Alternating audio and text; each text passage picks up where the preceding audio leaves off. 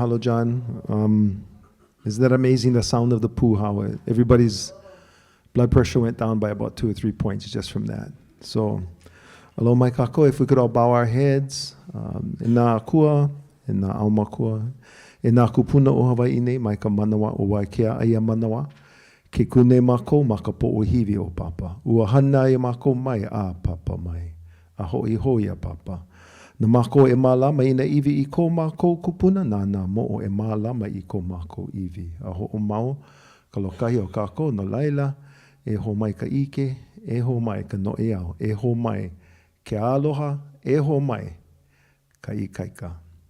A mamanua, ua noa, amene. So the last 4 lines, let it be a guide for us today. E ho mai ka ike, give us the knowledge. E ho mai ka no e au, grant us the skills to pull from the speakers and pull from the information to be able to haku our thoughts together. E ho mai ka no e au, right? Give us the skill. E ho mai ka no e au, give us this feeling, this grasp of the concepts that we have today. E ho mai ka ikaika. Give us the strength that we need to get through the meeting today. E ho mai, the most important one. E ho mai ke aloha. Let us do all of this in the spirit of aloha, to each other, from each other, to the aina, to the kai, to the heavens. Let that guide us today in our deliberations. All right. Mahalo, everybody. So we will get rolling right now. Our first thing is we're going to do a little bit of an introduction and background on Mohala Ikawai, which is the organization that is organizing this and in great partnership and collaboration with Board of Water Supply. Okay, so I asked William to share about that. All right? Okay, mahalo. I'll come back. Okay, thank you, Shar. How about a hand of applause for Shar, who's done the major hard work of putting this together. Thank you, Shar. Okay, so Mohala Ikawai is a grassroots organization established for the purpose of preserving and protecting Waianae watershed resources and restoring and maintaining Waianae streams to healthy levels. We've been around, I want to say, close to 30 years. Cynthia Resents, would you raise your hand? Joe Jordan, would you raise your hand? Uncle Sunny, raise your hand. Malva Ayla, raise your hand. Some of the early members of Mohala Ikawai. There are others. If you have questions, feel free to search any one of those folks out and ask them. So our membership includes, and Eric, sorry. Eric Inos, raise your hand, brother. Okay. Our membership includes individuals, community groups, organizations from the Waianae Coast community. Our vision is that resources are restored in Waianae and the people begin to heal and flourish. Given today's events and today's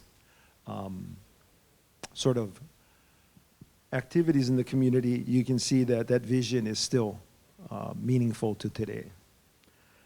The mission is to cultivate and elevate levels of awareness about the watershed as a sacred resource necessary to ensuring the perpetuation of life.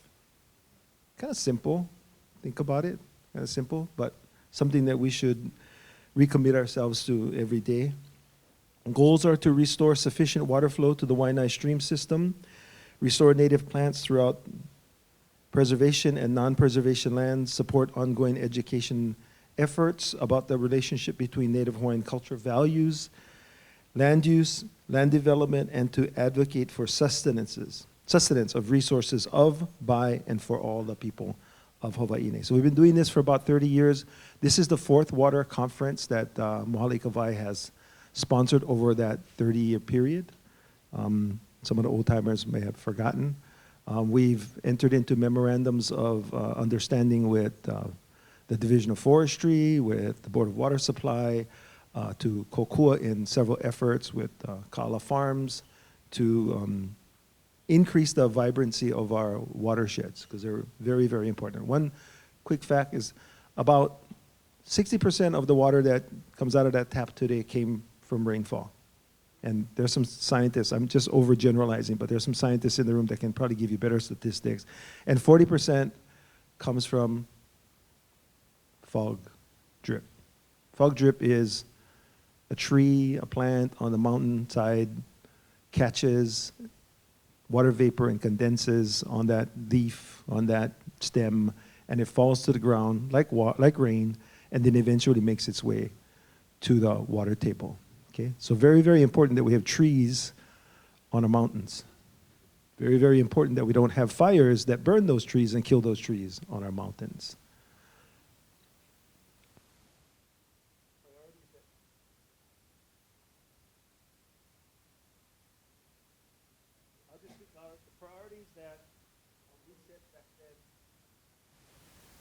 Quickly, the priorities that we set back then was assessing all resources, water resources on the Waianae coast, improving the health of our ecosystems from Mauka to Makai so that the natural balance is achieved to ensure viable sustainability for all life forms, human needs, and the growth and development in the future. Determining a viable decision-making process that guides long-term planning, especially with a focus on environmentally responsible, sustainable development. 30 years ago, these words were put together. 30 years ago. Still true today. We haven't accomplished our mission. Still working hard today. We challenge all of you, and it's beautiful to see we have Kupuna, we have Makua, and we have young folks in the audience today, and that's the charge for all of us. Yeah, continue to find ways, and I think politically this is the most challenging, determining a viable decision-making process that guides long-term planning, especially with a focus on environmentally responsible, sustainable development. Okay? And you're going to hear that, I think, theme throughout many of the speakers today. If you go home with one thing today, that's the charge. Everybody go home, and in that mindset, to make it simple, is what do we have to do today to make sure that our children, grandchildren, and great-grandchildren have an environment that they can thrive, okay? Not just survive, but thrive. And that's a little bit about Mohala Ikabai. Mahalo, William. Appreciate that. So that being said, I'm glad to see many people, like William said, represent different demographics, different segments, different organizations, because my hope is collectively, after this event, we continue to move forward together in good collaboration, right? So we have widespread impact for longer periods of time.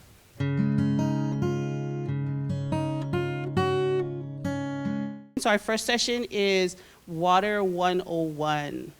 Okay, so you might have noticed on that pre-survey was 3 simple questions. We wanted to start at the beginner, right? The very simple explanation of water, where it comes from, and then move up through the discussions throughout the day so that we're all kind of starting from the same place, all right? So we have our 2 panelists, William Ayla, who served on in different capacities at the state level, including Commission for Water Resource Management, and then Barry Usagawa, a long time with Board of Water Supply that also has institutional and regional knowledge. We are going to let them go ahead and get started on their presentations. William will go first, and then Barry. And then I'll moderate the first couple of questions after their follow-up. And if you receive those index cards, I'm sorry, but with the tight time we have, we're asking you to write them down, because if we don't get to, we have a lot of people in the room. If we don't get to all the questions, my commitment to you is we will get responses to those. If you provided your email, right, it will not only come back to you, we'll put it all together into like an FAQ from this day, from today, okay? All right, thank you so much. Thank you, Shar. Aloha, everybody. I first met Barry probably close to 30, maybe 25 years ago. And Barry was the first, I think, employee of the Board of Water Supply that actually took watershed management seriously. Prior to that, it was all about providing water to customers. And through Barry's development, education, working with the Waianae community on the Waianae Watershed Management Plan, which was a first for the Board of Water Supply because they had never run into a community that was very much insisting upon other values other than water allocation based upon development.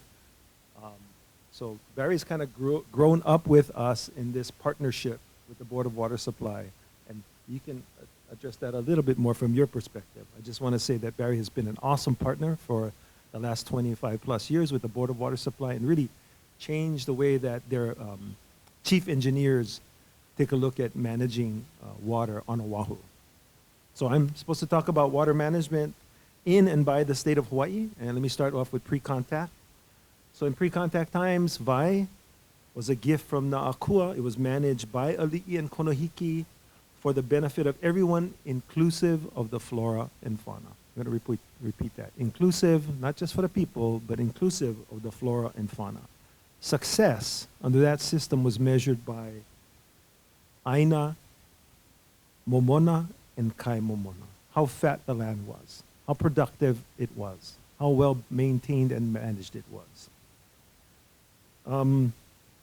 Post-contact, you have the growth of the sugar plantations and the overthrow of the Hawaiian kingdom.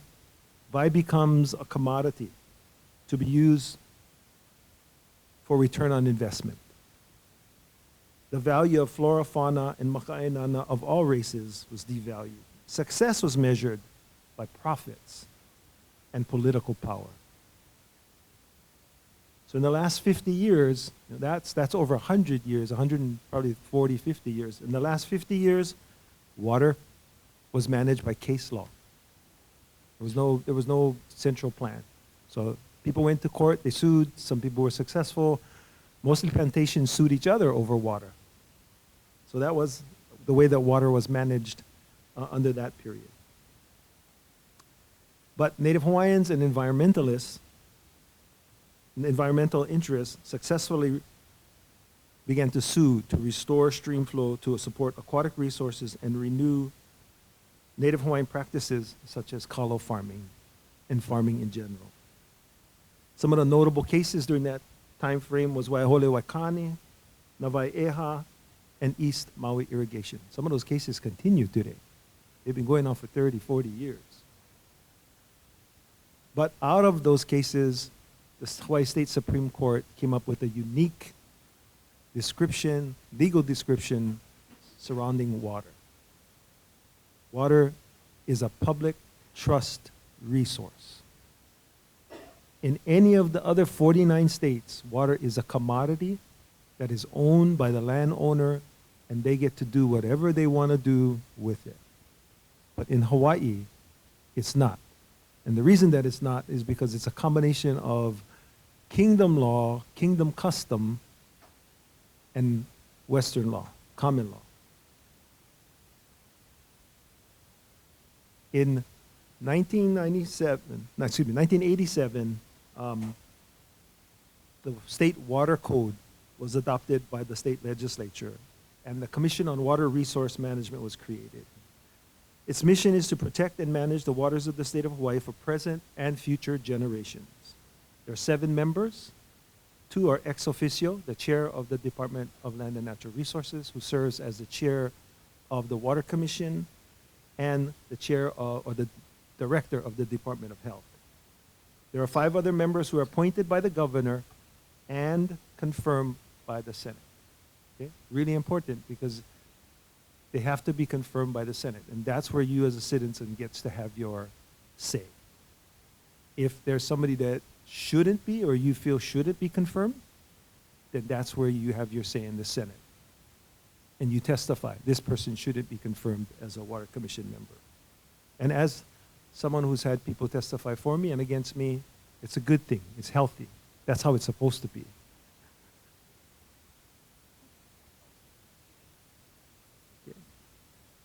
It's attached, the Water Commission is attached to DLNR and has a deputy director and staff. The deputy director and staff provide administrative and technical support services to the commission. They are responsible for the implementation of the state water code by planning, surveying, regulating, monitoring, and conserving the state's water resources within established plans adopted by the Commission. They prepare for adoption any amendments to the Hawaii Administrative Rules, the State Water Code, or the Hawaii Water Plan. The Commission has to vote and approve of these proposed changes. And this usually comes at the direction. The staff members put these together, usually at the request of the Water Commission. The staff regulates the use of water resources within designated water management areas, and you'll hear a little bit about that later on, and coordinates activities necessary to protect Native Hawaiian water rights. One of the most important things that the Commission does on behalf, that the staff does on behalf of the Water Commission is to set in-stream use protections by setting interim and final in-stream flow standards. You have to start, the water code and the public doctrine says you have to start with the stream. After the stream is taken care of, then other uses, this is for surface water, then other uses can be considered. Okay? In 2016, the last commercial harvest of sugarcane occurred in Maui, resulting in water resource allocations facing significant changes. Who's going to get all that water that was used by the plantations, right? And how come all those plantations were bringing water from East Maui over to Central Maui? Should that continue? These are the discussions that are ongoing now. Add to this newly recognized wildfire hazards, water allocations for affordable housing, sustainable agriculture, declining watershed health, and climate change impacts. What will it mean for the future of water management in Hawaii? It means there's more pressure on seaworm. It means that there'll be more pressure on all of the county's water management departments. But what does it really mean in terms of impacts? Impacting these decisions, impacting the implementation of these plans. What does that really mean? It means that we all better get involved at all levels of management, including the management of our own behaviors. Because that's what we have to do for the folks that follow us. That's how water was managed in ancient times, and that's how water needs to be managed in future. And so I thank you for listening. I think I took up about 15 minutes. I would encourage you to ask hard questions. I like hard questions. And with that, I'll pass the mic to Barry. Thank you, William. Not everybody likes hard questions. But ask away, man. Ask away. Why not? Hey, when I first met this gentleman to my right here, which I really respect, was it 30 years ago? Oh my God. He was the harbor master back in the day, right? Wanting to restore and talked about all the stuff that he's talked about now. And he said, hey, what about Kaniaki in Makaha, and can we work towards restoring the loi makai of the heiau? And it took government works slow, but we took about 20 years, but we ended up being able to allow that and put a meeting in from Glover Tunnel for the loi. And my God, every time I go there, you guys are just it's just so wonderful place. It's bringing back life, as you say. The other thing too is when we went hiking in Makaha, and you talk about confirmation at the Senate when you went for DLNR chair, and you did a lot of good things there. We were hiking in Makaha Valley. I don't know, mile half, 2 miles up. He finds this dead pig carcass, puts it in his trash bag on his back, and hikes the thing out to dump it properly. After that, I said, bro, I gotta support you, no matter what you do, bro. You know, it's about the doing, the thinking plus the doing, yeah. So anyway, I have a presentation. What I wanted to talk to you guys about today is water supply. Where is it? It's where it rains and stores in the ground. And groundwater quality is also important equally. And it's about the chemistry and regulations. I'd like to talk a little bit about water resource protection and management actions. You know, this is a whole presentation in by itself, but I just need to give you a kind of a high level of what is happening in Waianae, and then how the Waianae water system works. So where you get your water and all that. And then I want to end with this holistic Ahupua'a-based watershed management approach, which if you talk to Malakai, the Waianae watershed management plan is being updated. We have SSFM updating that. So just a touch on that. So where the rain fell in 1970s. This is because a map of Oahu, but the lines are what's called rainfall isoheights. It's just lines of equal rainfall, and then you have numbers on how much annual rainfall fell on those, you know, at that time. And if you notice, Hatfusi, sorry, but so Manoa had 150 inches. Above Punaluu in Wahiwa, 300 inches, that's plenty. That's like what Mount Waiʻanae kind of level. And in Ka'ala, 100 inches. And so where's the water supply? It's where the rain falls. So this is how it falls.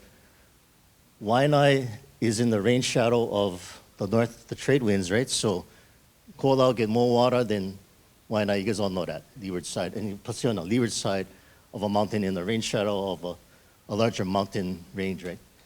So that was in the 70s next. So I think it was Tom Jambaluka that updated the rainfall in 2011. This is the rainfall atlas. You notice the numbers decreased. Where did the rain decrease in 2011? Manoa went from 150 to 120. Wahiwa went from 300 to 240. But more important to Waianae, Ka'ala went from 100 inches to 65 inches, you know, in that 4-decade period. So the rainfall has decreased. Okay. But when it does rain, where does it go? So this is a cross-section of the island. You know that fresh water is lighter than seawater, so it floats. This is all like porous lava rock. So it's not an underground where you can swim in them, but it's porous rock. And then the dikes that you see here, these vertical lines, there's a lot of them in Waianae, and I'll show you that too. But so think of these as they're high level. I look at it as like 2 cutting boards with a sponge in the middle, and they're elevated, right? So in the collection, the sponge side, in between the dikes, and we have some tunnel sources that were built by the sugar plantation in the back of Waianae and Maka'a Valley. And then you notice the cap rock, which is the corals and sediments that have deposited over. The island is like 3.7, 4 million years old. So over that time frame, this cap rock has been laid along the coast, and that keeps the fresh water from moving out too fast. So if you look like Big Island, it's a younger island, so nobody's cap rock, yeah? So like I grew up in Hilo. Keokaha was always cold, you know, because the spring flow is just flowing out there. Still get springs in over here, but the cap rock keeps it from going out really fast, and it makes the aquifer bigger, thicker. This is like 700 feet thick. In Kona, what is it? 15? I don't know. Anyway, I don't know. So there is, that's really helpful. Okay, thanks. So just a little bit of how the island formed, because I find this interesting because Oahu was 2 islands at one time. Waianae came up first, and then first again. But I don't know why last in all the stuff, bro. Anyway, I think we get into like designation. Why? Anyway. And then Ko'olau and erupt, you know, and then it banked up and made one island.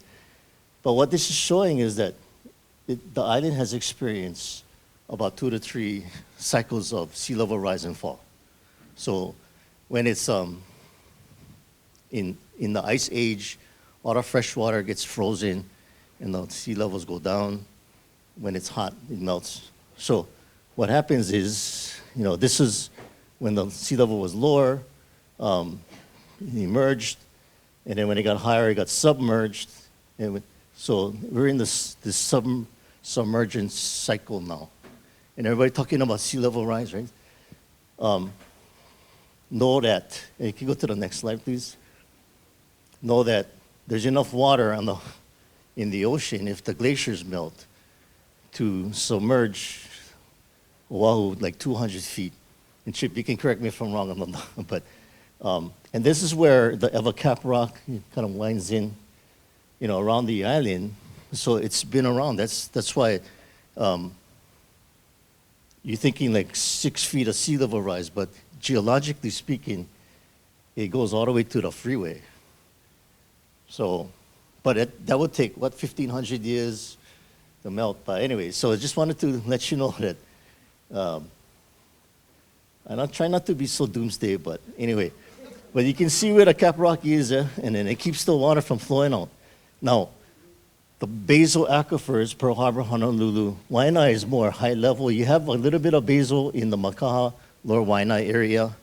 That's where the water is sitting over seawater due to density. The high level is up in the dikes in the back of the valley. So one of the things, if you can go back, anyway, I was going to talk about, should I go back 2 or 3 to the cross site there, right there? So we tap the dike level, the dike compartments with tunnels. And you know that Waianae and Makaha have these tunnels. When you take the water out of the dike, the water level drops. And what happens is, if the tunnel wasn't there, it would be leaking into the stream. Yeah? So when you take too much tunnel water, you can dry up the stream. That's because the water in here is kind of leaking out and feeding the stream and the estuaries and the initial waters. Okay, so understand that that's a process that happens. Okay. And then so an aquifer, this is just a, basic, but think of it like the rainfall fills it up, it recharges, right? So whatever is evaporated and transpired, it doesn't recharge. Whatever runs off doesn't recharge, but whatever's in the aquifer can get pumped out. But I wanted to point out that about half, on average, about half of this recharge is spring flow to initial waters and streams. And then sustainable yield, though, is this well pumpage. It has to be less than that recharge amount, and it's accounting for the spring flows that go out, okay? So hope you can understand. Okay, so then now the definition of sustainable yield means the maximum rate at which water may be withdrawn from a water source without impairing the utility or quality of the water source as determined by the commission. So it's, the maximum rate without impairing the utility, but impairing, there's a lot of different views on what is detrimental and not. It's kind of subjective, but the commission is very experienced in that. Okay, next.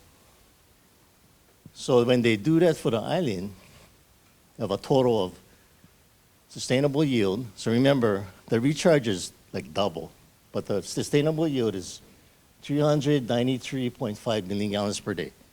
The recharge is in the 660 million gallons per day range, but about half of that, or the balance, is allowed to go into streams and then leak out in springs, right? So you cannot pull all the recharge out. So anyway, so Waianae, we got 5 aquifer systems. Nanakuli is 1 million gallons per day. It's kind of dried out. Lulule, 3 million. Waianae, 3. Makaha, 3 million. And KL, 2 million. So a total, 3 million, sorry. So a total of 13 million gallons per day. The total recharge is something like 38. The balance is allowed to leak. We're only pumping total water use, border water, and others like the golf course in Makaha and the naval magazine is totals about 6 million a day out of the 13. Okay, next. It's a little bit about water quality before I get into systems later. So the groundwater that you drink in the tap is all, the water you drink in your tap is all groundwater. We don't use surface water. It's naturally occurring minerals like calcium, sodium. Silica is the one that gives you the scale around your, your fixtures and stuff, the toilet and stuff. Silica is hard to get off, but that's kind of because it has its mineral content. But the groundwater has high clarity, it's stable, there's no season. I cannot say no seasonal changes, but limited amount of seasonal changes. But surface water, go up and down. Groundwater is stored. Low bacteria levels, doesn't need extensive treatment, but it is influenced by activities on the environment. So, next. So, Safe Drinking Water Act, these are the regulations that we have to comply with to ensure that the water quality that comes out of your tap is safe to drink. So, Safe Drinking Water Act, enacted in 1974 and amended 86 and 96. It regulates over 91 contaminants. There's a monitoring piece, there's a treatment, enforcement, and a public notification pieces. So every year we send you a customer confidence report of what's in your water. I don't know if you understand all that, because I don't, but there's a lot of alphabets in there. And then water quality data collection rules. So they're not only saying, okay, regulate this. You also have to look at what's on the horizon, the unregulated rules that's coming. Stuff like PFAS is that forever chemical you may have heard in the news. But it makes us look and test for all the ones that may be coming. Okay, so next. We chlorinate all of our sources. Used to be only 65%, but now we chlorinate every one. And then we talked about land use activities affecting quality. That's through this, it forces us to treat the water through this carbon. So this is the granular activated carbon treatment plants. I think it's in Kunia. You drink some of this water. It is pumped into Waianae, but I'll get into that. But these are from pineapple. Legacy pesticides are applied on the ground for nematodes and for the roots, and then they don't break down, and we pick it up in the water and we filter it out with carbon. So we have regulations around this. But what you put on the ground is going to end up in your water eventually. Yeah, maybe your grandchildren's water, but it takes time. But you really got to be careful about what you throw on the ground, because a lot of us are living over our aquifers. Okay. Yeah, so I talked about pesticides and PFAS contamination. We are looking at that closely now. We just did a contract on it. Surface activity, I'm saying the same thing. Proper application waste disposal is the key, yeah, to maintaining water quality. Okay. So now I'd like to talk about the resource and some of the protection. So we work with our partners in our watersheds. Anybody recognize this guy? Anyway, I don't want to misspeak. It's not Jonathan. Anyway, that was an old picture, so those guys kind of old now. But anyway, the idea of having outdoor classrooms, yeah, is a good way to connect to the kids, and having those, and Eric, you know that, I mean, he's been doing that since I've known him 30 years, Areka'ala. Anyway, so our water resource strategies, so is protect the forested recharge areas. We're not just letting it go. We have to actively work on them to make sure that the forests are healthy, control invasive species, and we got to prevent wildland fires, source water protection, as I talked about. Conservation is a second strategy here. It's not just how we use water more efficiently and keep your water bills down. It's about conserving the resource. So not every time we build a couple more houses, do we have to drill another well? Well, maybe we can make the existing houses use less water, and that frees up existing capacity for that growth, right? infrastructure efficiencies because our system is 2,100 miles. It does leak, and we need to replace it so it reduces that leakage. The third strategy is natural and alternative water supplies. So we rely 100% on groundwater. We're trying to ensure that we do not affect, but we do, but we don't have any surface water sources for drinking. Certainly we have recycled water in Eva. We have brackish water for irrigation at the Colina Resort and desalination. I'm working on a desal plant in Campo Industrial Park. So next. I do it on time here. So the protection, the active protection, you folks know that there's two mountain watershed partnerships, one for Koala, one for Waianae. So this is the Waianae partnership area. This may be a little bit dated. It's overlaid with our priority watersheds where we've identified those areas that are important to us because we have wells that are drawing from that watershed. So we have active activities around invasive species control. We do some partnership studies with the University of Hawaii. There's a fencing enclosure that the Army built and we expanded in Makaha.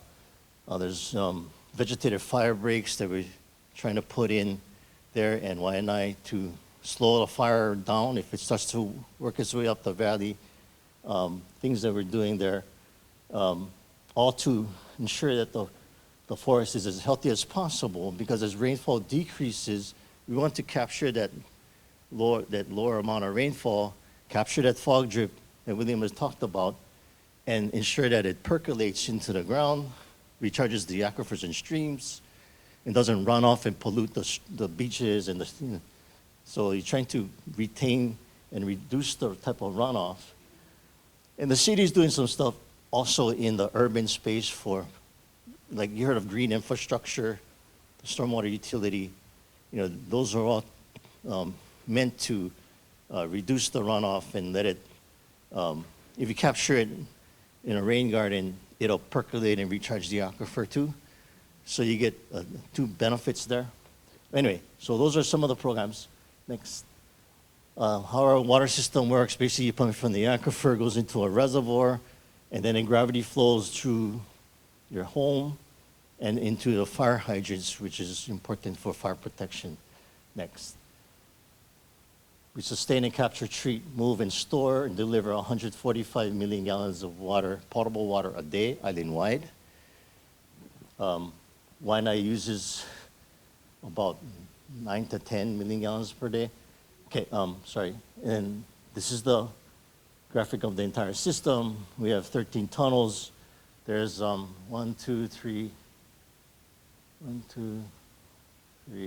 in Waianae tunnels, most of them in Windward. We got one in Manoa and Palolo. 5 shafts. One is Halava shaft, which we had to shut off because of radio.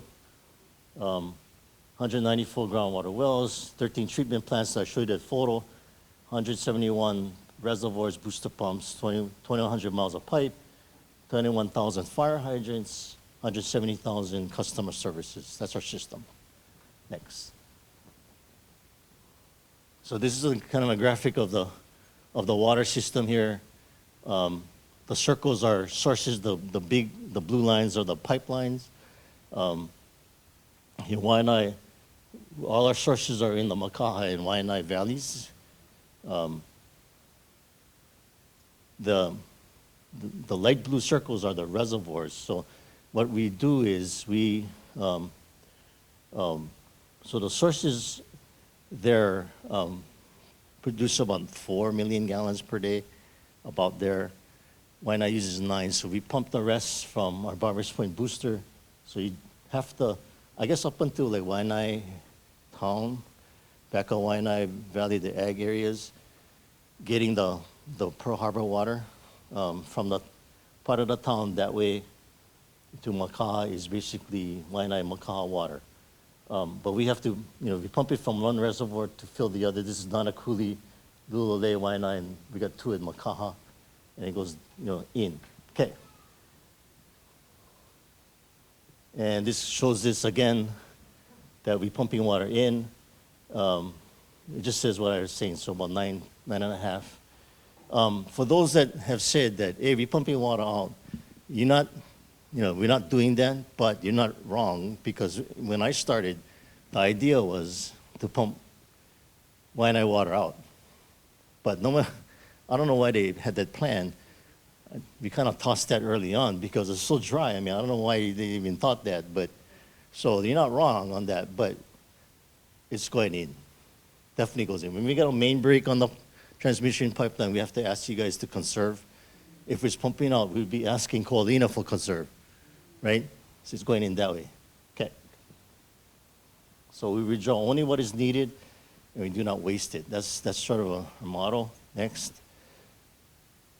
So our conservation program has been pretty successful from when it started in 1990. The water demand has decreased.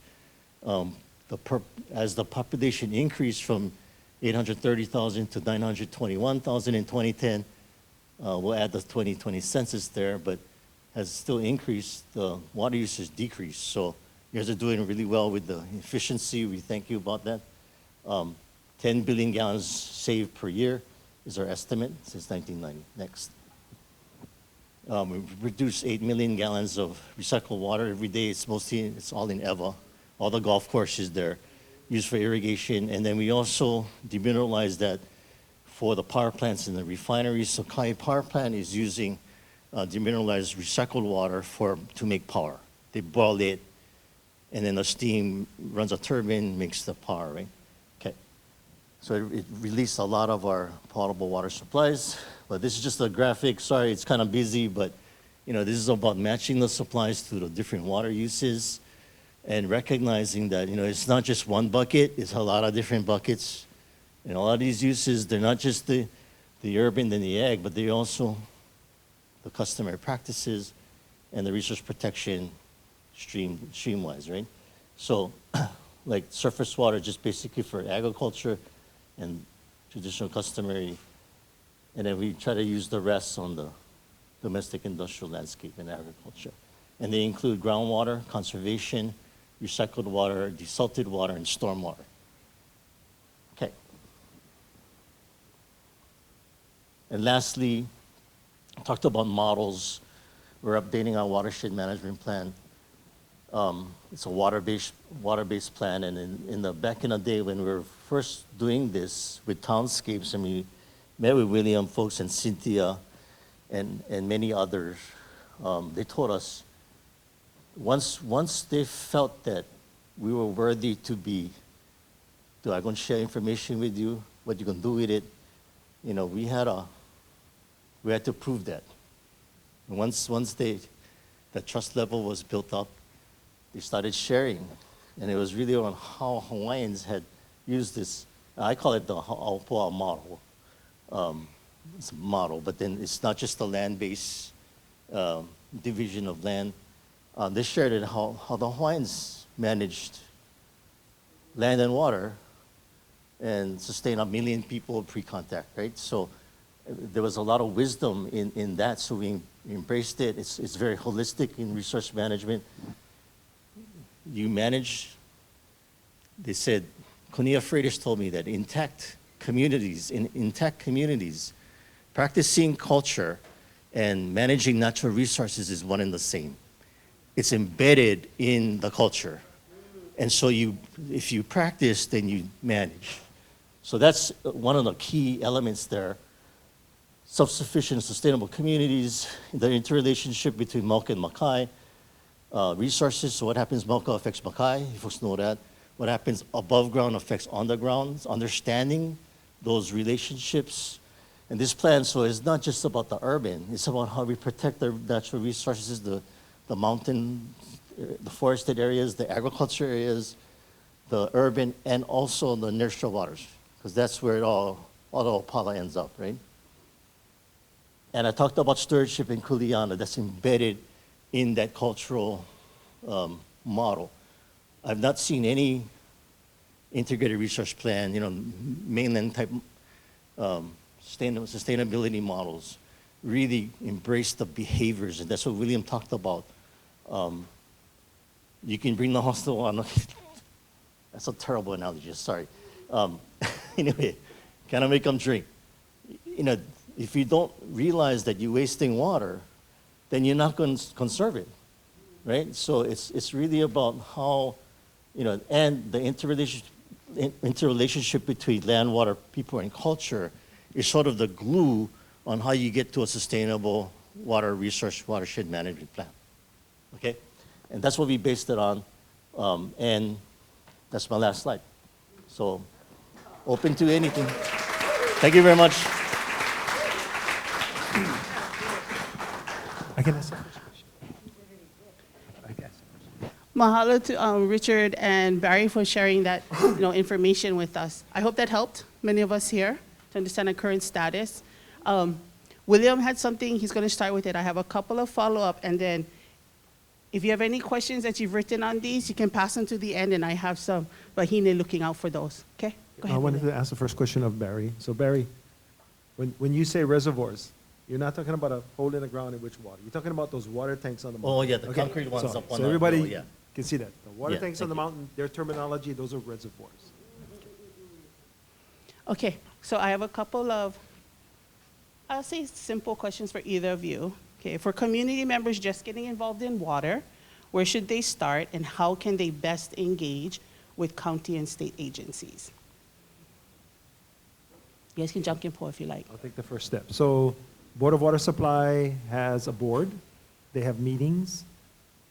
They adopt rules, price increases, all of those things. So that would be the first place to get involved, figure out how those meetings work, how you can get your information into those settings. On the state side, you have the Commission on Water Resource Management Plans. They meet monthly. Go figure out how that system works. Understand what I read from you was some of their responsibilities. And oftentimes, because we live in a world today where there's less rain falling, there's going to be hard decisions that have to be made in terms of water allocation. And so it's like I teach my kids, you want to play any game, you got to know the rules, right? So you got to know the rules of the Board of Water Supply, you got to know the rules of the Commission on Water Resources, and you got to learn the rules at the legislature. Once you learn what the rules are, then you can play. Then you can put your thoughts, your mana'o, into trying to get the decision makers to make good decisions. And the other area I think is really getting out in the the restoration activities that are happening around in the community, being involved with that. And I look to the schools to actually take that leadership to introduce the kids. They're sponges, man. They want to and I think Eric said get them off the street, put them in the loi, bro. Teaching these life skills about water, get them enthusiastic about it and involved. From there, then you can start, expanding into programs or volunteering at NGOs or any kind of restoration management, and then you can be an advocate as well. So, all of that whole spectrum is all available. Mahalo. Okay, I do have a few audience questions. One, for either of you, how well do you think CWARM or the Commission for Water Resource Management is doing to protect our water? And do you think they need more authority, such as fines and penalties, to protect our vai?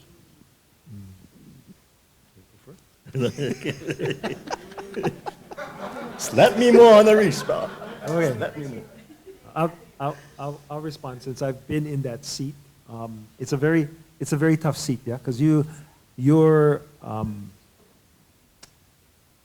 think of being a parent and you have 10 or more children, and you're trying to figure out ways where all 10 or more children get to drink water with a limited amount of water, with competing desires. Some of those children want water because they want to build a house. Some of those children want water because they want do economic development. Some of those children want water because they want to practice traditional and customary practices. I would say the Water Commission is doing a C job right now, not because of the results, but because they don't have enough staff, they don't have enough resources. So for example, the water code is supposed to work this way. When it was created, the Water Commission staff was supposed to be big enough and have enough resources that they could take a look at all the perennial streams in the state of Hawaii and assign first an interim stream flow standard and then a permanent in-stream flow standard, right? Then from there, you could calculate, this is surface water, you could calculate how much water could be taken off of that stream without harming the biota, without harming the nearshore waters, and then allocation would occur. Well, state budgets go up and down, politics come into play, and the Water Commission staff has never been fully staffed and never given enough resources to do all of the in-stream flow standards and permanent in-stream flow standards. So you have water commissioners being given the best information that's possible, given the resources that are there, and they have to make decisions. There's a difference between having the best information that's possible and having the maximum amount of funded information available. Big difference, yeah? So some of that is maybe the legislature doesn't want to have all of that information in all the places. That's my personal opinion, right? But that's how, you know, you got to figure out the rules of the game and you got to advocate for what you need to advocate. So they're doing the best they can with what they have. And just remember, you get 10 kids, they all want water for different things, and you're the parent, you got to make that decision. Okay. What I would say to that also is, and I totally agree, underfunded, big mandate, and then, you know, stuck doing a lot of legal, like the contested cases, plenty, yeah? And that takes a lot of time. Versus like, you sit down and plan together. You know, if you can work it out, put them in a plan, then maybe I'll avoid those beefs later. But, you know, I don't think they're going to avoid that. Maybe that's too idealistic, but you need kind of a both. You know, you need the hammer, but you also got to get the carrot, you know. And how can we actually work together in partnership, kind of spread the resources around to entities that have the same objectives. We're all trying to manage resources. We're all trying to make sure that there's enough water for everybody and our kids. How do we do that? And if everyone starts to understand that, then maybe you can come to the table. And then if you can agree, then we can put it in some kind of plan and memorialize it and follow that. But everybody is, once they start grabbing, you know, then never going to happen, no? So, anyway. Mahalo. So we have about 10 minutes left, and I've got 4 additional questions, or 4 cards at least. One is, are the sources always tunnels? Are the sources always Tunnels. canoe? No. Tunnels. Tunnels. Yeah, no, get wells too. Wells, got some springs. There's different, for agriculture could be stream divergence, actual diverting of the stream water. But for bottled water, we have a combination of, yeah, it's primarily all wells. There's a couple of tunnels. There's some shafts that go down and grab water we draw water from the top of the aquifer, like Halava shaft. But yeah, there's several types. Mahalo. For some of the other counties, though, they utilize surface water. Yeah. So they capture water from stream, from rain, and then they treat it and put it into their system. So Oahu is unique. It's that it's an integrated system that can move water pretty much all throughout the island. Mhm. But on the other islands, it's not that complex yet. So it's more localized, and whatever water is available, that's what they use. Mahalo. Okay, who manages DHHL water? What's the question? Who manages DHL? Ooh, good water? question. So DHHL has its own water systems on Molokai, on Kauai and Anahola, and it has some agriculture systems in Waimea. but it's not enough. Molokai has a huge water shortage, so as a result, not every application for building out homes on homesteads can be approved. Right now, in fact, there's a moratorium until we can get where I used to be able to get a handle on how much water really is available and how much conservation, for example. Now, in areas where the DHHL doesn't have its own water system, it relies on the different counties, right? But DHHL has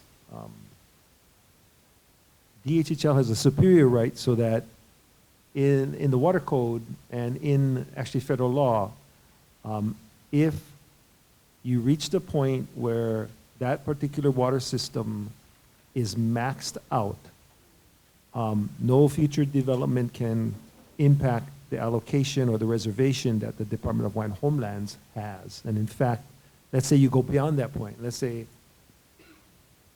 we keep going into this drier period, and there's actually not enough water for existing uses or users.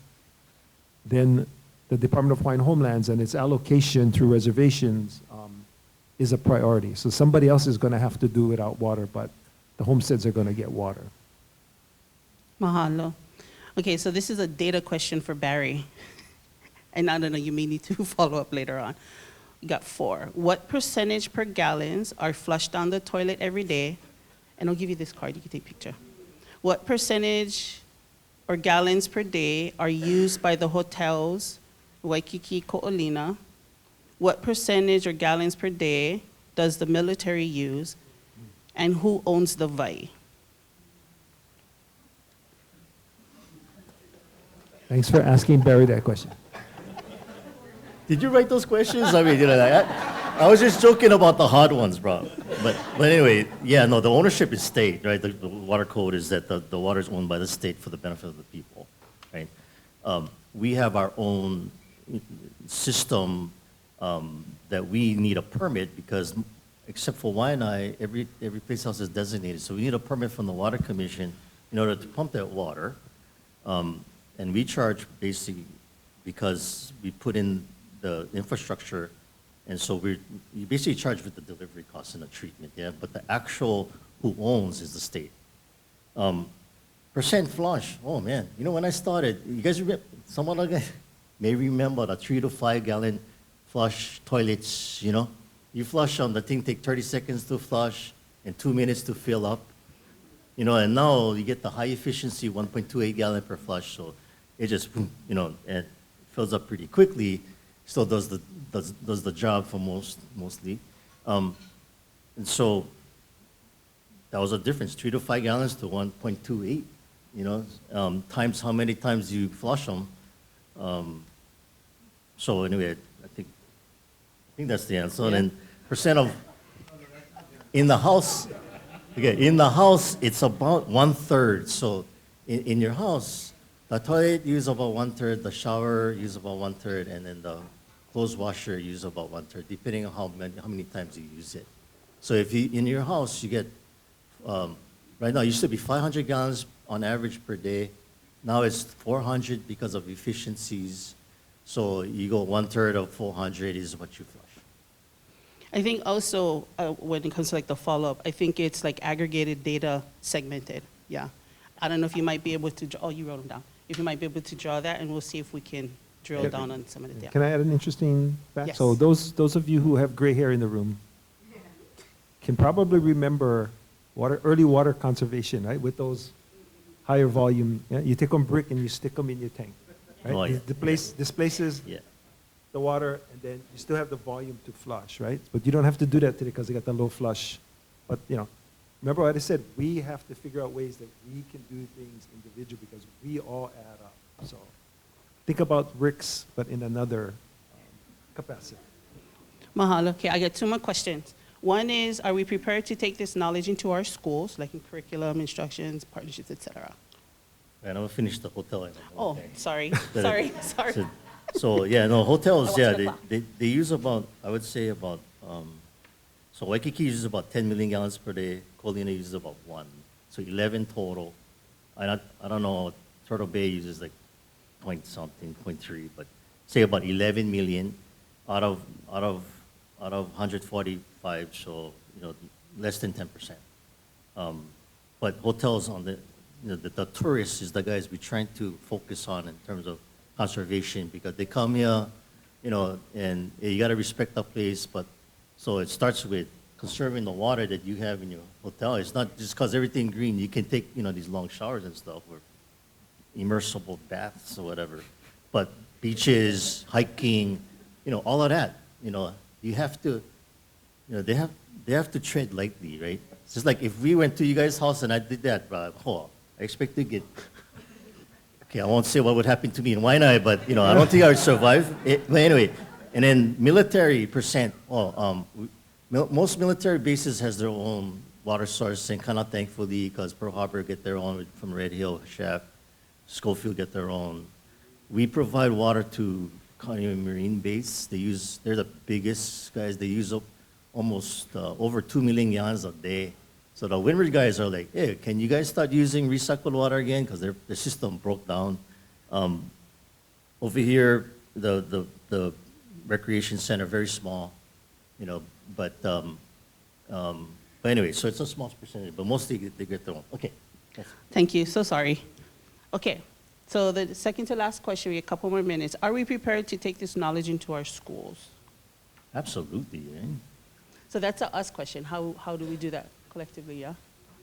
Yeah, I think we have been, I can speak for Mohala, we have been doing that for the last 30 years. I mean, every chance we get, either at a school or at a community college, or participating and having put on 3 other water conferences, some which have been shared by Olelo.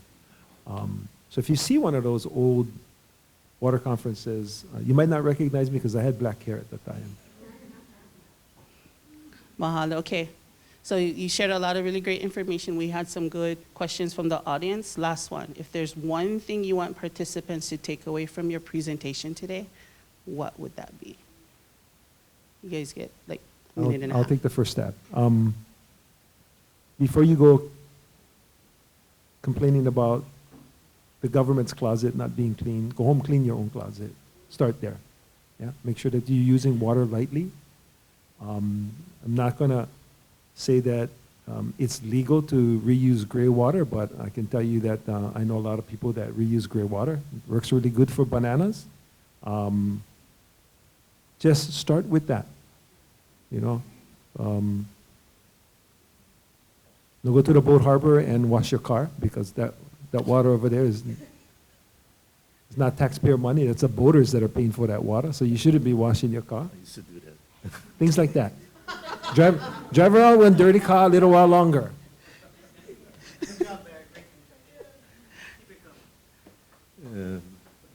Hot mic.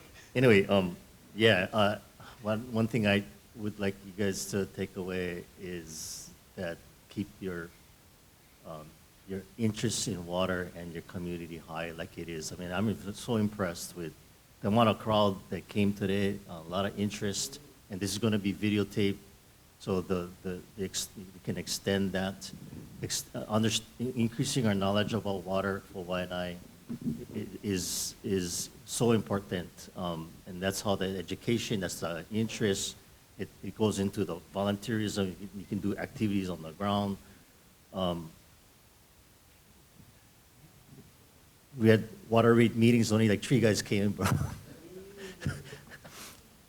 per community. But anyway, I shouldn't have said that, yeah? Anyway, but I am very impressed that you guys showed up, and thank you so much, and thank you for your questions. We'll be here, the rest of the time, and keep it coming. Thank you. Kupuna, Mahalo. privilege. Eric? I was just wondering how many educators in the room, if people can raise their hand. That question.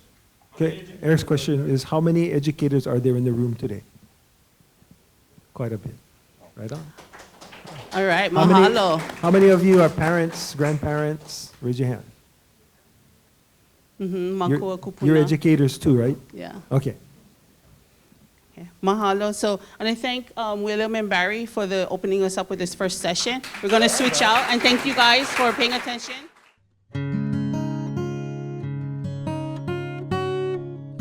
Our panelists are going to be Dr. Bianca Isaki Dean Ueno, and our own Eric Enos.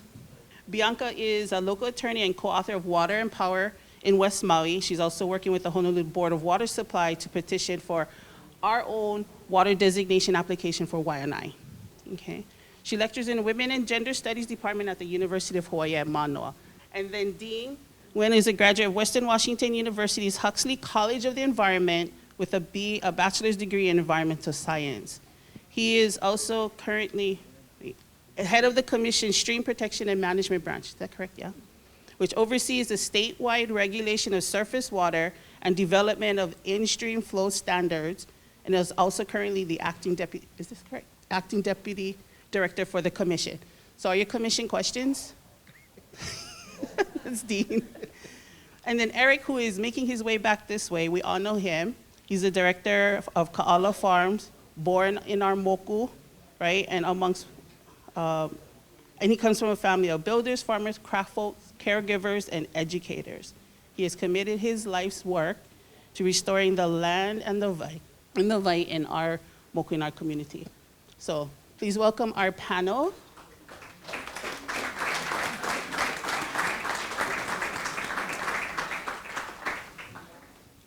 And we're going to go ahead and let Bianca get started. Aloha. So I want to thank the organizers, and basically the reason I'm here is I did some research for Jonathan Scheuer of Kahalavai Consulting, who's contracted to the Board of Water Supply to work on water management designation for Waianae. And so basically all I did is I read a lot of newspapers, EISs, some of the registered maps, a lot of some BWS reports, and I'm using that to preface because I'm very humbled by the fact that I'm talking about the history of water in Waianae when we have people who know a lot more, like Auntie Kapua, Vince, Lynette, Shar, Sparky, Cynthia Rosentes, and of course Eric. So, but in any case, I did do some research, and I'm just going to go through some slides and maybe like give us an outline of things to start talking into and plugging into. I asked my partner, like, what do you know about the history of water in Waianae? And he said, well, it was wet and now it's dry. And I was like, well, okay, that's kind of a good start on the history.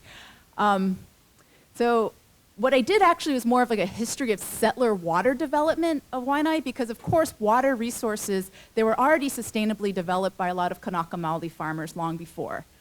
And so historically, I'll start with Makaha, go to Waianae. Hopefully I'll have time for Lualole and Nanakuli.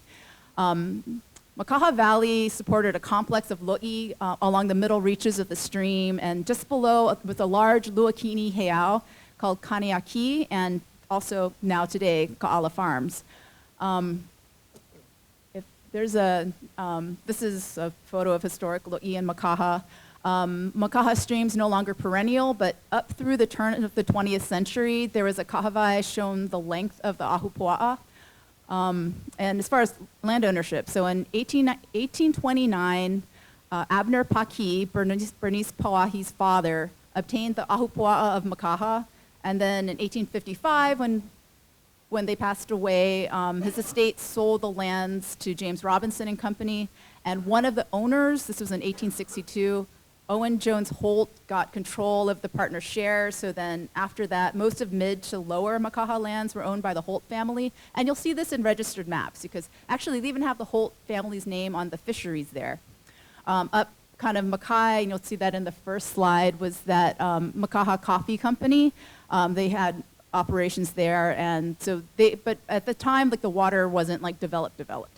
In early 1900s, the Holt Ranch began to sell its Makaha lands, and then Waianae Sugar Company, which is the big story here, they moved in, cultivated sugar on most of the lower lands, but at the time they were importing water from Waianae Valley. They built like Makaha Shaft between 1936 and 1938, and that tunneled through at least 4 dikes. And then they also, they built actually several tunnels and shafts. In 1940, the plantation also started doing artesian wells in Upper Makaha. When it closed around 1945, AMFAC which succeeded Waianae Sugar, contracted James Glover to tunnel in the back of Makaha Valley, and that became Glover Tunnel. Then at that time, also Chin Ho started Capital Investment Company to purchase a lot of the Waianae sugar lands. And Ho, of course, most people know, he planned a whole bunch of development, wanted to make Makaha into a major tourist resort. And so at the time, Glover Tunnel was watering farms, the Makaha Resort or Inn and Country Club, and a golf course. In 1950, the city purchased Waianae Sugar's Makaha water system from Chin Ho, and then through the 60s and 70s, Board of Water Supply drilled more wells. In 1988, BWS also purchased Malka Makaha lands from Chin Ho, for well development rights, and they also now manage Glover Tunnel, which includes providing water to Mohala Ikavai under a 2013 agreement. That's Makaha. So I was trying to break it up geographically. Waianae had at least 14 streams and dozens of springs. Oh, if you can advance, sorry, next slide. Let me look at this. And actually, maybe the slide after this, and then, sorry, one more slide down. Oh, yeah, okay, just this one is a good one. So the last 3 slides are all registered maps, and that was my basis for saying there was at least 14 streams, dozens of springs, because they all had different names, like Honua, Kanawai, Hiu streams. There's a whole bunch of them, and you can read them on the maps. These are not good, like this setting, because you probably can't see them. But they're all online, and these will all be in the Water Management Area Designation Petition. And I just want to read something from E.S. Handy, Hawaiian planter. In ancient times, Waianae Valley had extensive systems of terraces along its various streams and what is now the Forest and Water Reserve. Names were obtained for 14 district terrace sections watered by Olahua Stream, extending as far down as the present powerhouse. The section named Honua, including the group of terraces farthest inland, belonged to the Ali'i of the Valley at the upper end of the Water Reserve Road at the site of the houses that belonged to Mr. Weideman. The abandoned terraces covered with bush growth are still plainly marked. Now, Weideman was a large name I saw in a lot of the history. He was a retired Hawaii Supreme Court Judge, Herman A. Weideman.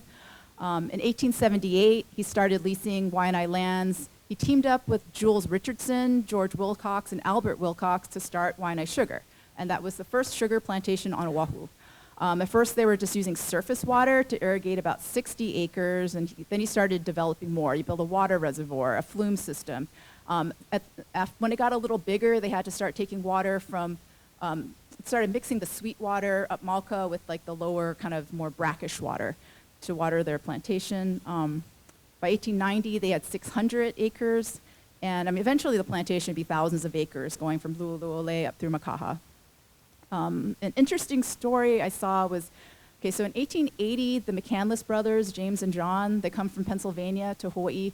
They drilled, they said, more than 700 flowing artesian wells. I got this from their own like kind of biography or autobiography.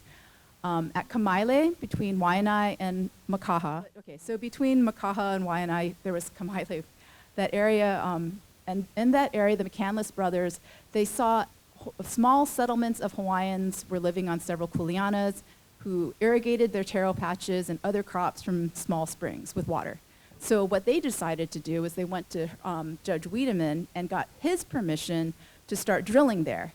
And then in their book, they brag about, well, we wanted to stop, the Judge Wiedemann told us to stop digging or to stop drilling, it's too deep, but we went anyway, and then we had 4-fold increase, through our intrepid drilling. Oh, no, sorry, the flow increased 8 to 10 times in amount. But of course, right, if you drill through an artesian spring where other people are using water, like they lose their irrigation for crops. And I don't know what happened to those particular Kamaile Kuleana owners, but there was a case, and this was in 1889, when a plaintiff named Kamaehu and a whole bunch of other Kuleana owners, they sued Wiedemann and the sugar company for surface water violations. And then, so in 1889, this Hawaiian Kingdom Water Commissioner named Justice Kekahuna, he heard the case, and he decided that, yes, Waianae Sugar's Wiedemann violated their Kuleana water rights and upheld the complaint.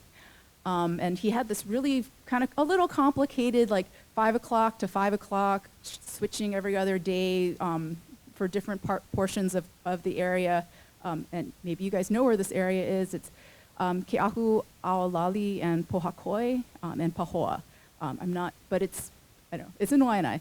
I couldn't find it on the maps. But anyway, that ruling, though, only addressed surface water, so from the traditional awai, and not the plantation's wells, which, as you know, when you drill a well through a spring, you're going to end up not having that water going into any streams.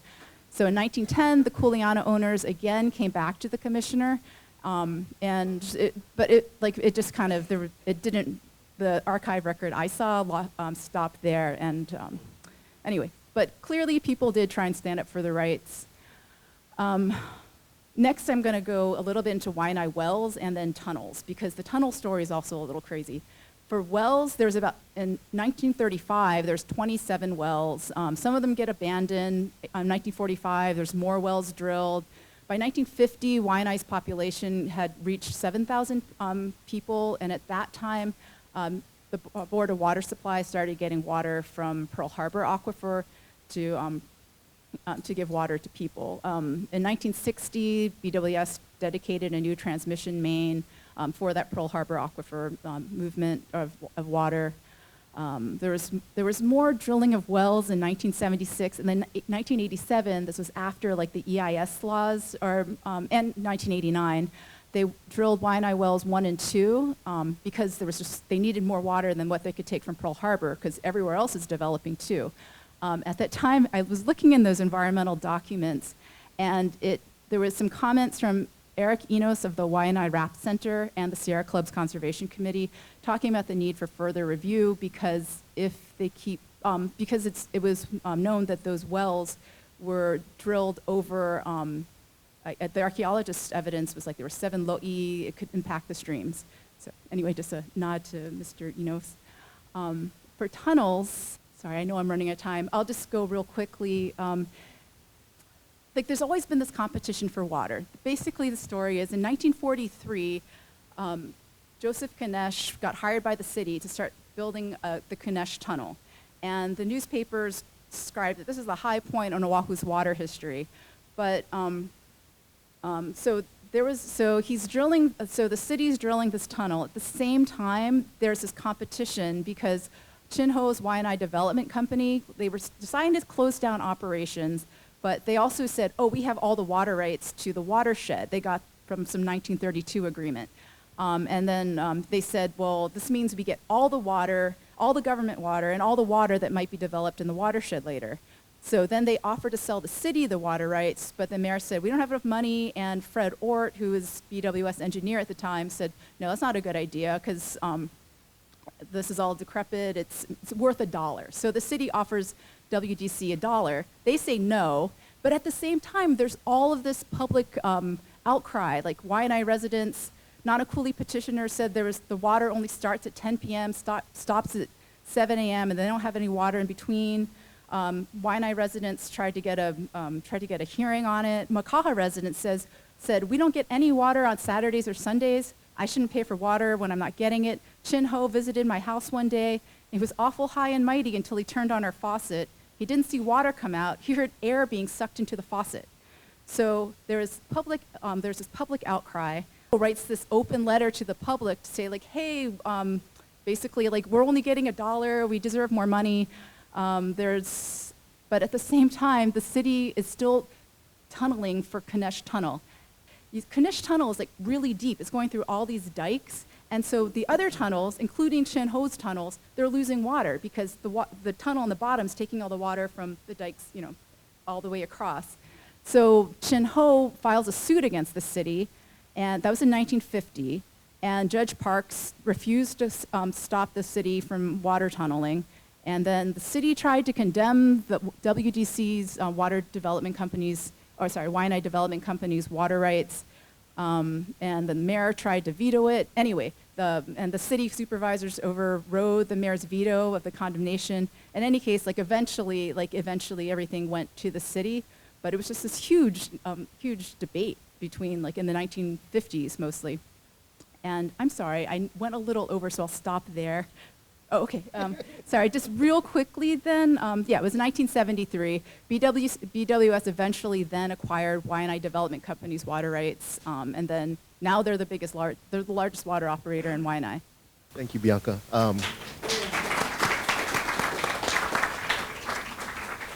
Aloha and good morning, everybody. Dean Ueno with the Water Commission. So I just wanted to give so thank you to William Isla for providing a background on the commission.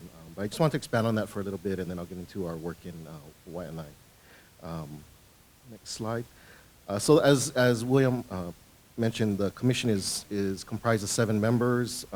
The chair, currently Don Chang, and Kenneth Fink, the director of Department of Health, sit as ex officio members on the board. And we have 5 other members, one of which I believe is here today, Dr. Aurora Kogawa Viviani. Wayne Katayama is from Kauai.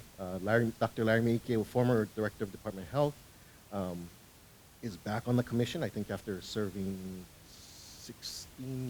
close to 16 years previously as a director of health, and then, or excuse me, 8 years. Anyways, a long time. Mr. Neil Hannes from Kamehameha Schools formerly, and then Mr. Paul Meyer from the Maui Department of Water Supply previously, and some other experience. Next slide, please. So this is just a graphic of our org chart for the commission staff. So I think we have 24 positions currently, with an additional 7 positions that we're in the process of establishing. And so total of 31 staff. But as I mentioned, currently 24. And of that, only about, I think, 19 are filled. We've had some recent retirements, staff leaving. And while you see 4 branches there, the survey branch is basically, well, currently 1 person. And they primarily support our groundwater regulation branch. So going out, they do our regular surveys of groundwater, measuring water levels and all that. Our planning branch, I think there's, we just picked up one recently, this week, she just started. So I think 5 members, but they handle all of our Hawaii water plan components. And then typically I head up the stream protection and management branch. And so we have currently 4 staff, 1 secretary, but the 4 staff, 1 is responsible for regulation, the other 3 have statewide responsibilities for developing in-stream flow standards. And so just to give you an idea of our staffing levels, as William mentioned, that is probably one of our biggest issues, is not having the resources, right, to do the work that we're mandated to do. And then so, yeah, I sit as currently acting deputy director for the commission. And yeah, next slide, please. So I did want to focus on the stream protection management branch today. So our stream protection management branch, we're responsible for regulating stream channel alterations in conjunction with other levels of regulation. So the county has their rules, feds have their rules, Army Corps of Engineer permits and all that. But we're at the state level. We're regulating it specifically for in-stream uses, making sure that any in-stream uses of the stream are protected. We also regulate stream diversion work. So anytime somebody wants to pull water from the stream, they need to get a permit from us. We also set measurable in-stream flow standards. We respond to requests for determinations. Anytime somebody wants to do work in the stream, they'll check with us, making sure if it needs a permit or not. We respond to a number of surface water related complaints, and again, this is statewide. And then lastly, we administer the surface water use permits for designated surface water management areas. Currently, we have our only designated areas are on the island of Maui, in Nawaiʻeha, which is central Maui, from Waiheʻe in the north to Waikapu in the south, and then most recently the West Maui side, which is both a ground and surface water management area from Honokohau in the north to Kumehame in the south. Next slide. So this is just a graphic of kind of our work across the state. So you see where every one of the major 5 islands, specifically on Oahu. So the bulk of our work has been on Maui, east and west Maui. We have set a handful of in-stream flow standards on the Big Island, Molokai. We're currently starting to do more work on Kauai.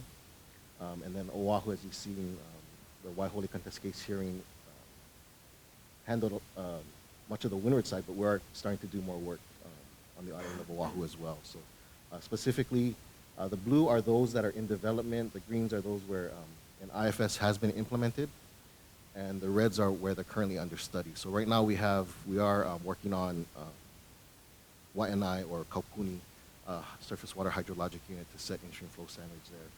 And we're currently starting to study Makaha. Next slide.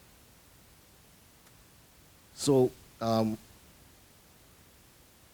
was a little, I wasn't hurt, but I was surprised at our grade of C that William gave us.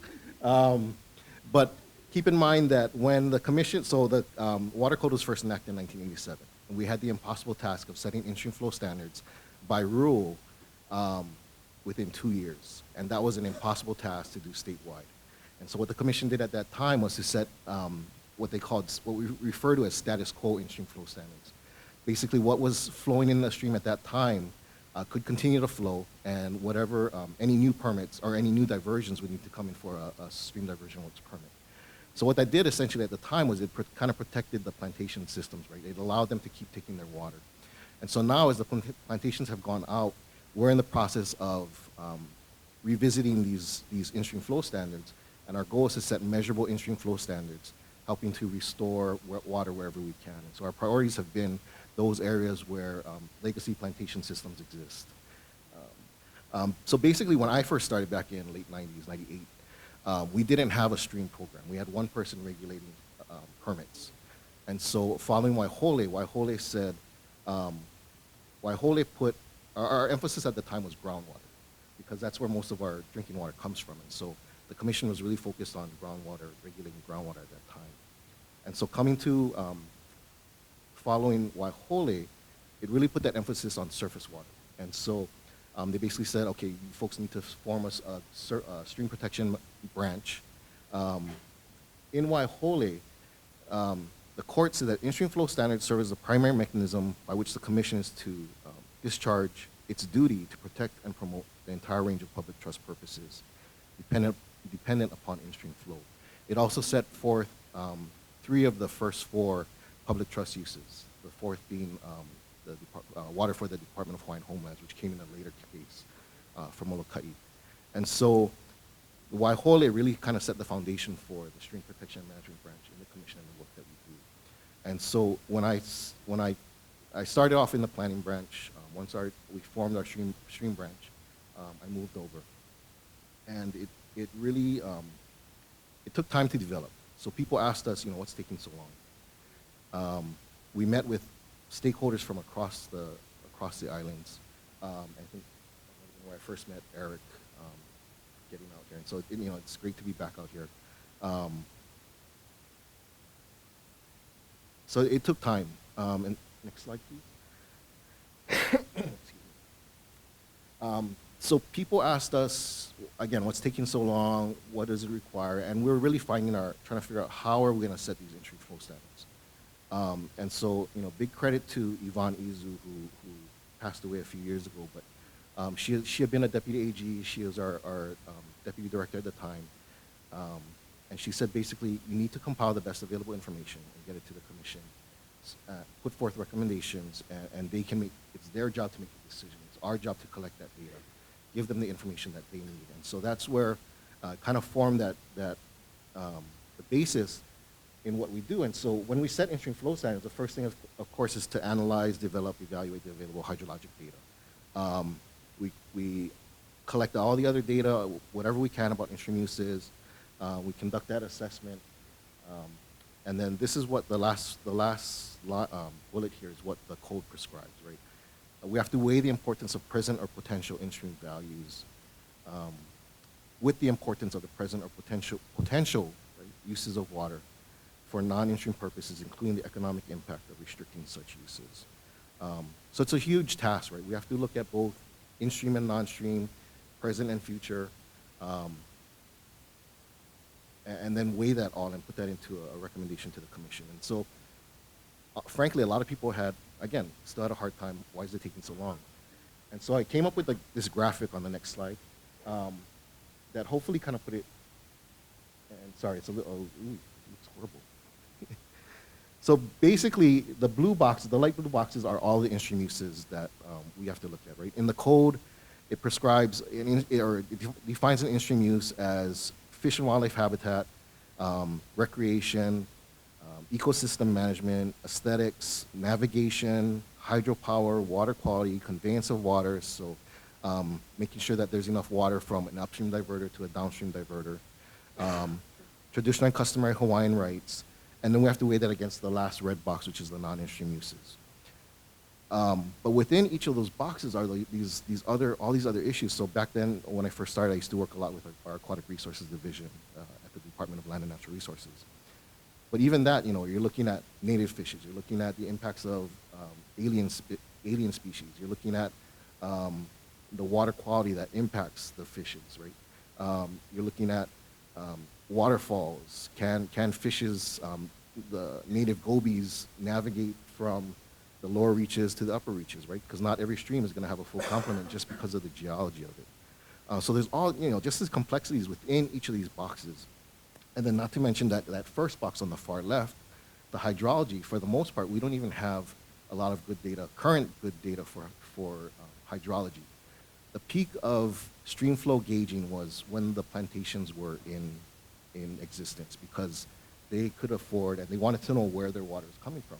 But as the plantations left, our gauging program has declined with USGS. And so we're in the process of bringing that back up. It's currently, we spend $1 million each year of our budget for gauges across the state. And so we're really trying to look for partners, whether they're community partners, Board of Water Supply, the other water departments, private users, emergency management agencies, to really partner and help to fund these gauges, because that provides a lot of the basis for the decisions that the commission has to make. And again, I apologize for this slide. Next slide, please.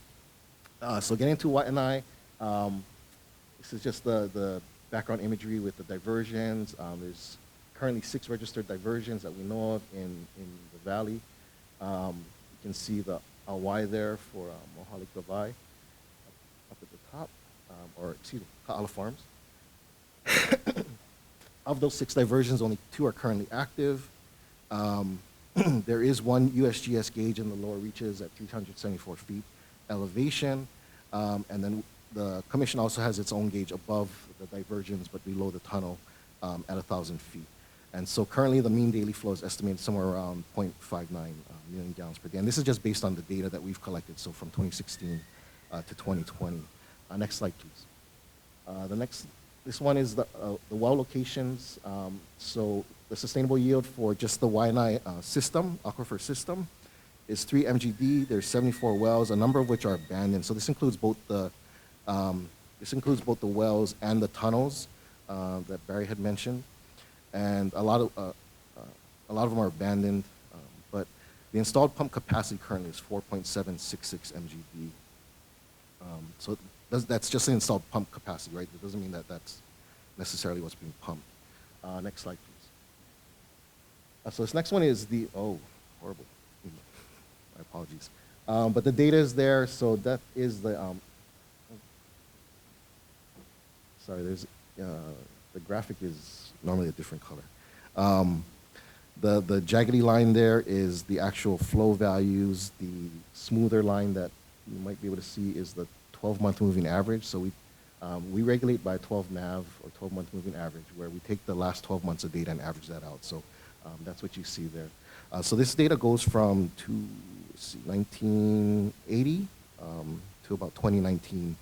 And so I think the pumping was somewhere around, on average, 3.5. And I think this was just for Honolulu. Yeah, it's just for Honolulu, the Board of Water Supply as well. Next slide, please. Just Waianae. Yeah. And then our staff also conducted a seepage run. So a seepage run is just taking a number of point measurements along the stream throughout the course of a single day, assuming there's no like rainfall. So you want kind of stable conditions throughout the time that you're measuring. And so on Kaupuni Stream in the upper reaches, so this is what you see on the map is the yellows are the dry reaches, the greens are the losing reaches, so where water is going going into the ground at those points. Blue is a flowing reach. Basically, the conditions are stable. And then the dark blue are the gaining reaches. So that's where the groundwater is contributing to stream flow. And so in the upper, our findings were that in the upper reaches, above 1,200, the stream is gaining. It tends to lose water in the middle reaches, so from about 1,200 to 940 feet elevation. And then it gains again until about 450, and then after that it's pretty stable in the lower reaches all the way to the ocean. Next slide, please. So this one will probably be horrible again, but so this is Waiʻanae Stream at 1,000-foot elevation. These are our measurements that we've taken over the last four years. So you can see it's kind of averaging. I think about, was it 0.7 was the mean daily flow. Next slide, please. And so all of this data has been compiled by our staff in what we call in-stream flow standards assessment reports. So typically anywhere we're going in to develop these measurable in-stream flow standards, our staff will prepare these reports. It outlines it provides a little bit of the history. It provides information on each of the in-stream uses and the non-in-stream uses as well. And so this is what serves as the compilation of best available information, right? So again, we provide information on the hydrologic characteristics, or the unit characteristics, the hydrology, in-stream uses, and then the non-in-stream uses. Last slide, please. And so this is our website. You can go to our dlnr.hawaii.gov/seaworm. And I provided the link here. Hopefully we'll get this presentation out. I'll try and clean it up before I'll send it out again. But what you see on the right-hand side, is is kind of that full web page for the in-stream flow standards, or for the hydrologic unit of Kaupuni or Waiʻanae, the link that you see on the bottom there. So what we do is and this is, as we're developing in-stream flow standards, we create this page just to provide a space for, if there's any historic reports that we want to offer up to you folks, the in-stream flow standards assessment report itself. If we have any commission meetings that take place on the matter, we'll post the agendas, the submittal items, the minutes.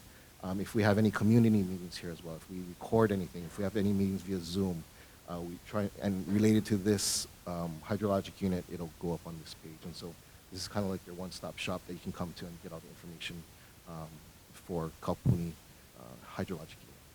So with that, thank you.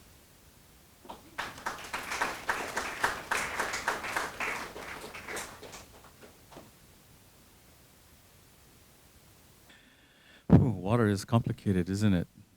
I mean, you guys are spinning, and this is just the beginning as speakers, you know. So you'll be hearing more and more and more, and it's complicated, but it's also, you know, the bottom line is for us is the spiritual value of Kane Ika Vaiola, the life-giving waters of Kane. Yes. So, and you'll hear prehistoric uses of the people that first arrived here, and then what happened after, and the loss of our lands, the loss of our culture, the loss of identity, the loss of haloa. I grew up I never heard the word haloa. I never heard it, and I went to a school for Hawaiians, yeah, and we ate poi one day a year, you know.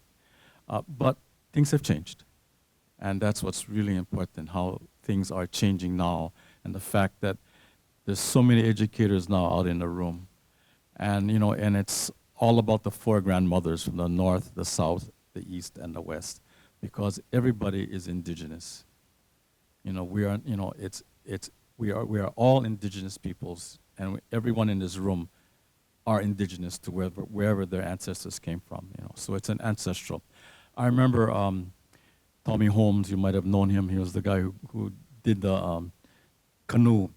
And he was, you know, part of the Hokulea. But I remember meeting with him, and in his office, there was a picture of, you know, when in Germany, when, you know, the rivers, when they cut the forests, when they bring the trees down.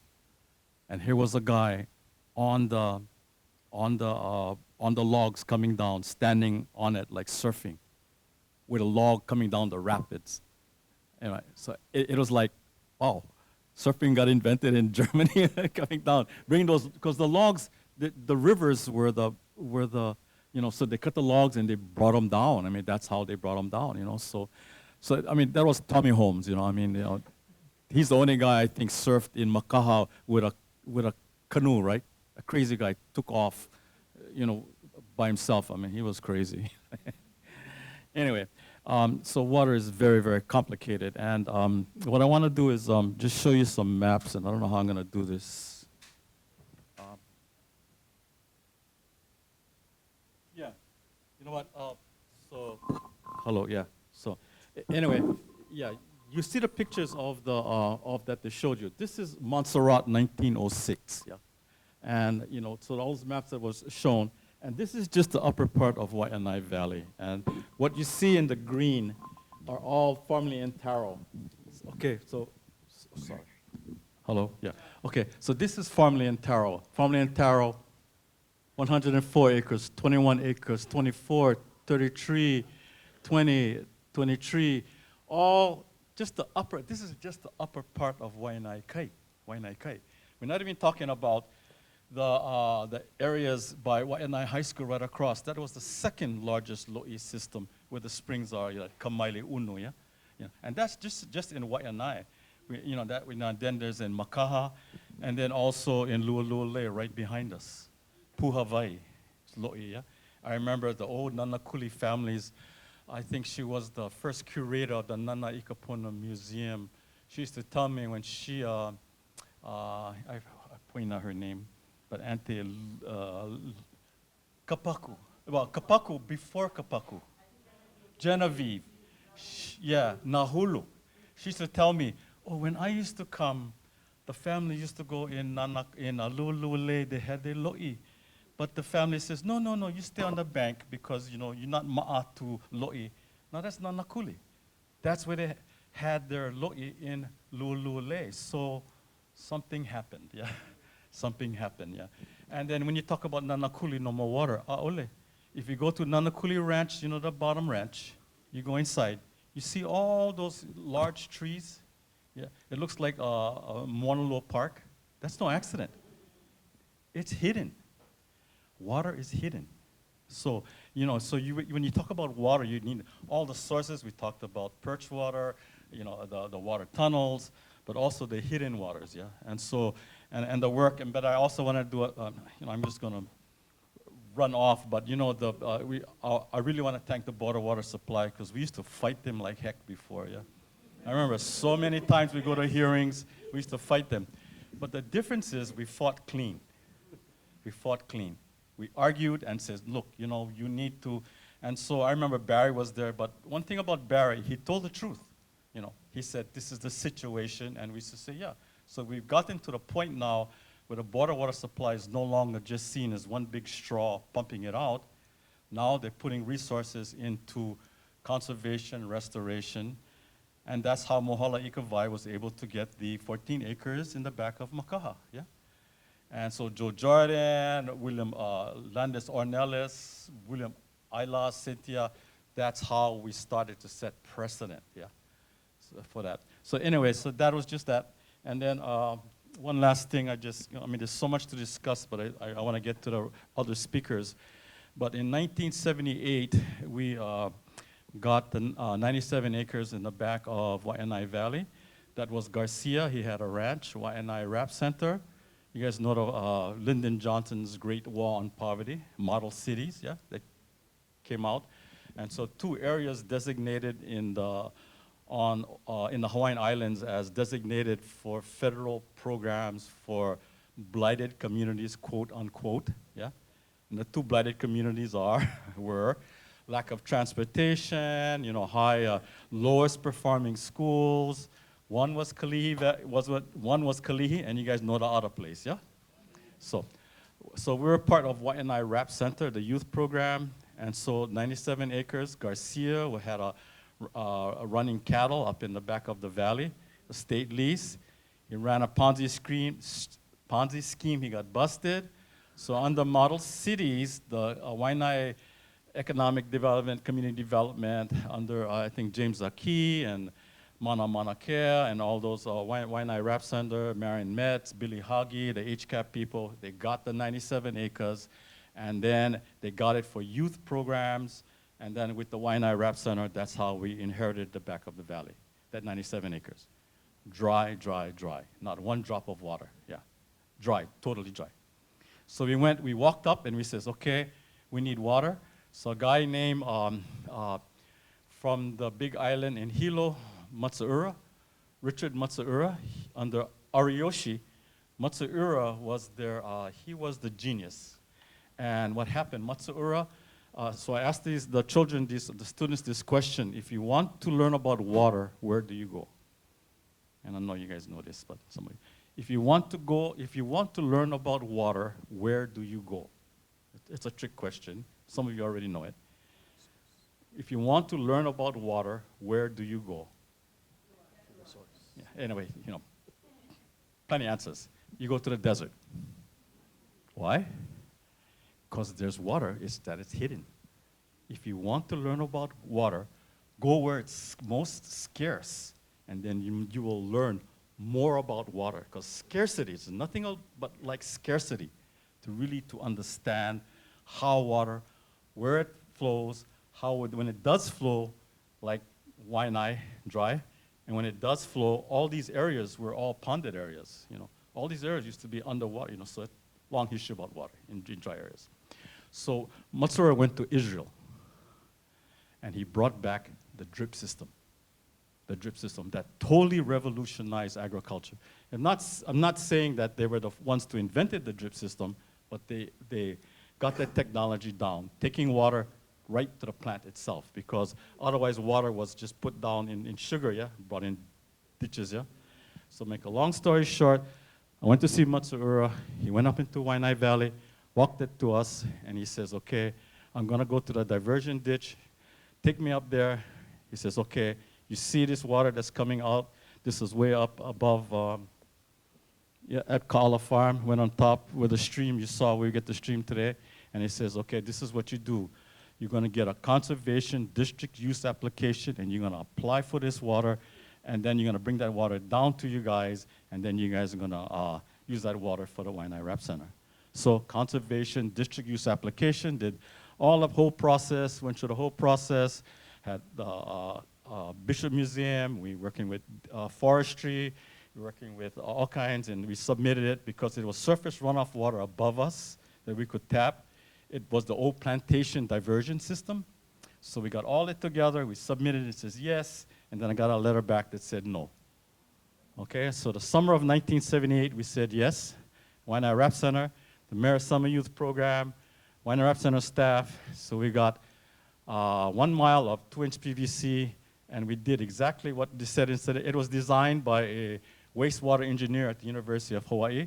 So, and we went up there, we put our pipe in the plantation diversion ditch that took the water out of the valley, put a little dam, put a screen at about 600 feet elevation, ran it all the way down to the lo'i at the bottom, the dry. We had the kids clearing it, and we planted our first taro patch down there. And then we also had taro from the Waihole guys came and helped us. Long story, because I don't want to.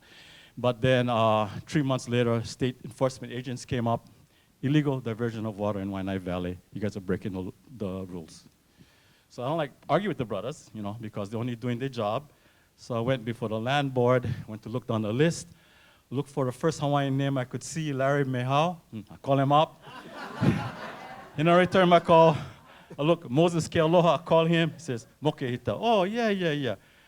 Sister, Auntie Tiola Silva, yeah. She told me, I went to school with her. Yeah, you know what? I heard you guys doing a good job with the kids. You know what? You come down to the office, you show me all the work you guys did. I go get the Attorney General will sit with you. So I showed him all the maps, all the stuff we did.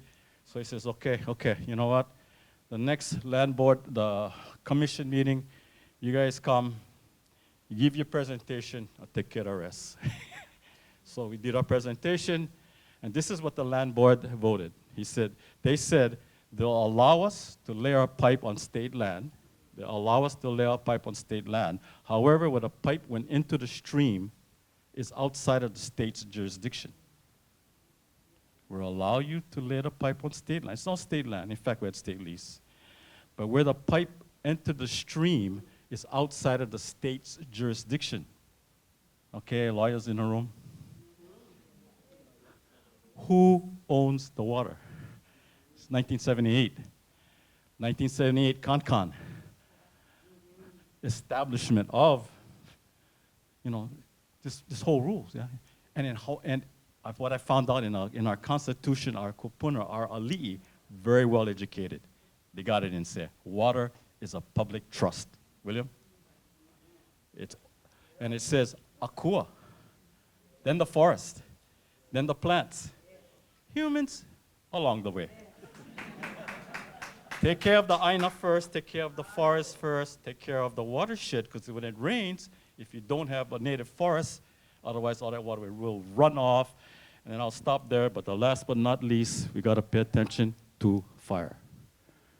Because fire, that's, we talk about water, but unless we talk about fire, because we are the most fire-prone next to Lahaina.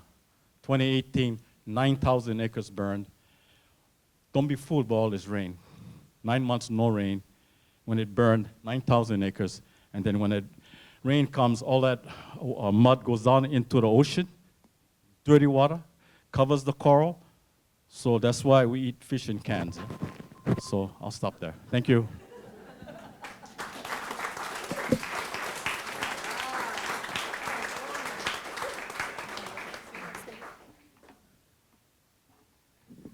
Well, how did you folks learn some new stuff? Were you like me in the corner sometimes going like, oh my gosh, all this data. I cannot read that graph. That's okay. Later on, we'll get together and figure out how to read that and what does that mean, how do we use that data. Okay, Q&A time. We have a couple of questions that came in from community. So I'm going to honor, as long as we have time, I will ask all the questions. Okay? But first, I want to start with, thank you all for presenting. I want to start with what in your opinion, your mana'o and your work in the Waianae Moku, you find that is unique about our Vai and based on your experiences and work with water around the state?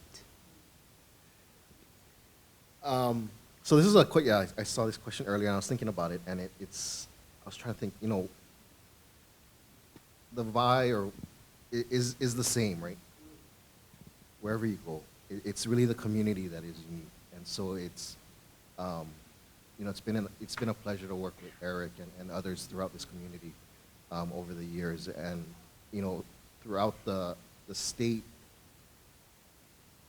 it's those communities that come together where setting the in-stream flow standards, seeing the restoration of stream flow, it really comes down to working with the community.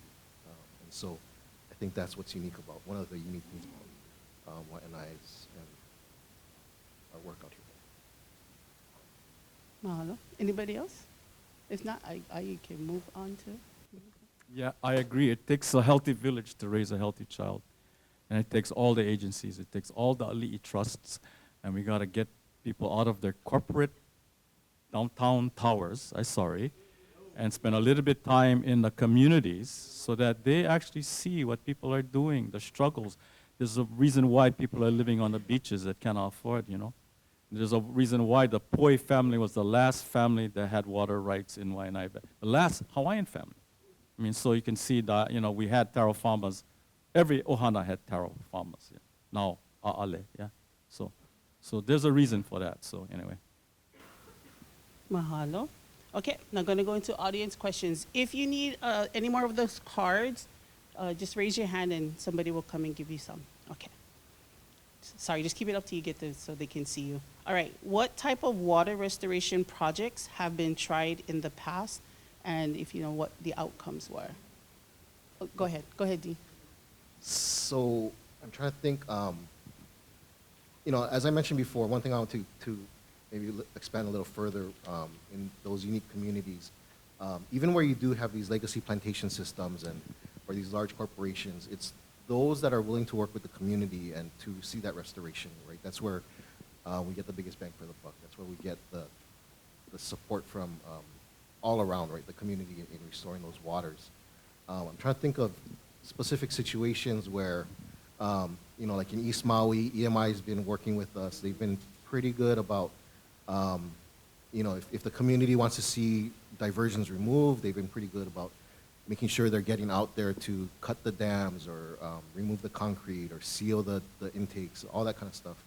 You know, but I think one of the biggest ones I can point to most recently has been Kamehameha Schools out in Punaluu.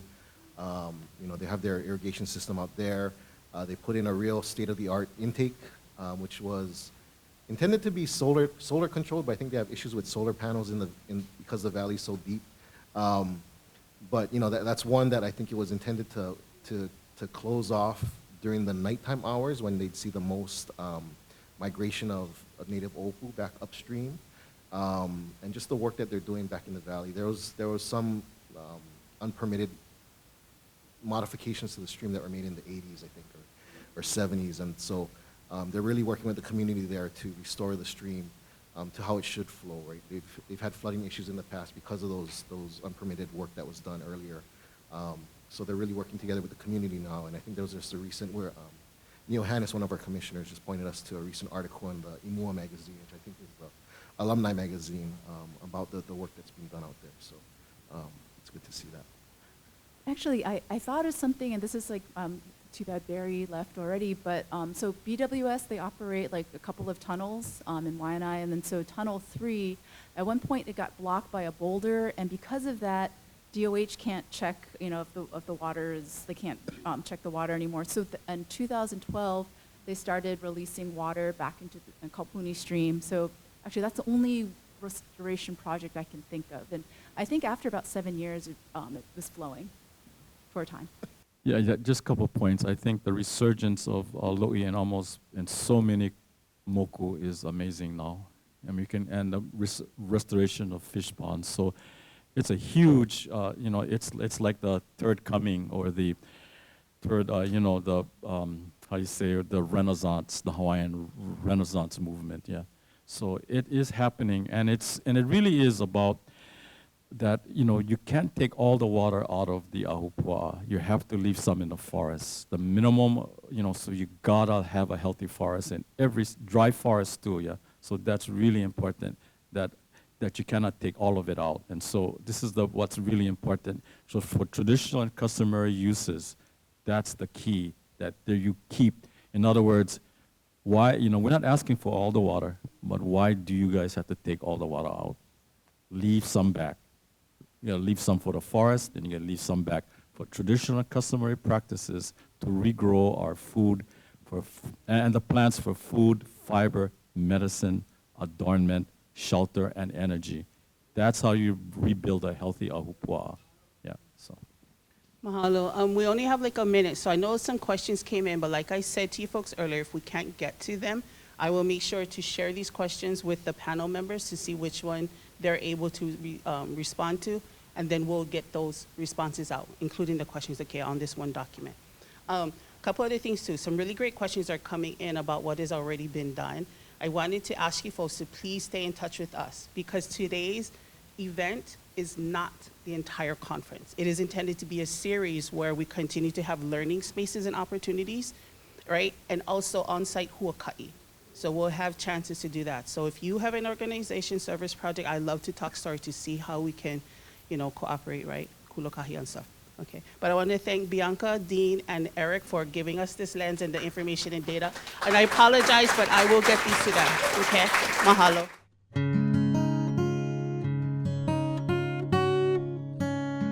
But I do want to move us into our next session. So this one is, like I said, climate change and its impact to our moku. And I'm speaking about Waiʻanae, Aina, and Kanaka. And with us today, we have three great people I really appreciate, just like all our other panelists agreed to be here on a Saturday morning with us, is Dr. Chip Fletcher. He's the interim dean of the School of Ocean and Earth Science and Technology at the University of Hawaii at Manoa. He's also the director of the Climate Resilience Collaborative Research Team and professor and past chair of the Department of Earth Sciences and past chair of the Honolulu Climate Change Commission, which is actually where I learned about Chip and met Chip. So I'm really excited to have him here. And his research focuses on assimilating global trends in decarbonization and climate projections and integrating climate projections for Hawaii to understand future shocks and stresses driving adaptation needs, and modeling the impacts of sea level rise in Hawaii. We are a vulnerable coastal community. I thought that would be important for us to know and learn about. And then we have Dr. Aurora Kagawa Viviani. Did I say that correctly? Okay. She is an assistant professor of water resources at the Water Resources Research Center and Department of Geography and Environment at the University of Hawaii at Manoa. She identifies as an ecohydrologist, did I say that correctly? And a geographer.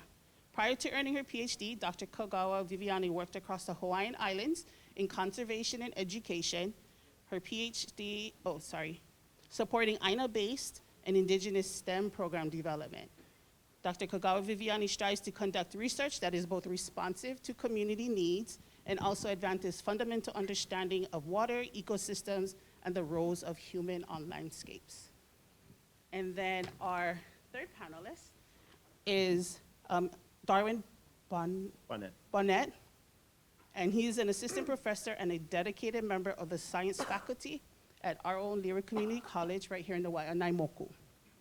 His primary responsibility is teaching, but includes identifying and preparing students for advanced coursework and training in the sciences. But his main interest is engaging non-science majors, emphasizing the importance of relevance and application of science in all aspects of life, from personal to global scales, which is what we as community should strive and do continue to strive to do.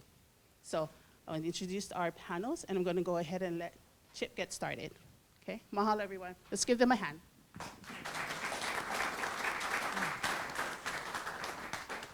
Let's start with this video. This is global surface temperature. This is sort of a very good summary of how the planet is heating up. I loved Eric Enos's comment that we're all indigenous. I like to say that we're all indigenous to planet Earth. And we are warming the planet. We have now reached 1.5 degrees Celsius, which is about 2.5 degrees Fahrenheit above the pre-industrial temperature of the planet, the air at the surface. That's equivalent. It's only a couple of degrees, and you may think, big deal. But there are some systems, some natural systems in the world that are extremely sensitive to temperature changes. Your body is extremely sensitive to temperature changes. And so at 2.5 degrees warmer than your temperature should be, you're running a low-grade fever, and you don't get out of bed in the morning, you call in sick, I'm not coming to work, I don't feel good. That's how much we have warmed up the planet, equivalent to a human low-grade fever. And we are on our way to continue to warm this planet. Unfortunately, we're probably not going to be able to stop the warming before it reaches the equivalent of a high-grade fever for us later on this century. And this is light, I know, but on the bottom you have every month from January last year up to December.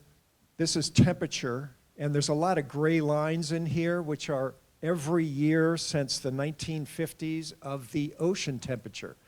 And the warmest ocean temperature over the course of this 70-year history was last year. This is 2023, and there's this big gap. The temperature of the world's oceans jumped dramatically last year and continues again this year, so that we've had 13 continuous months of record sea surface temperatures around the planet. And we are still trending.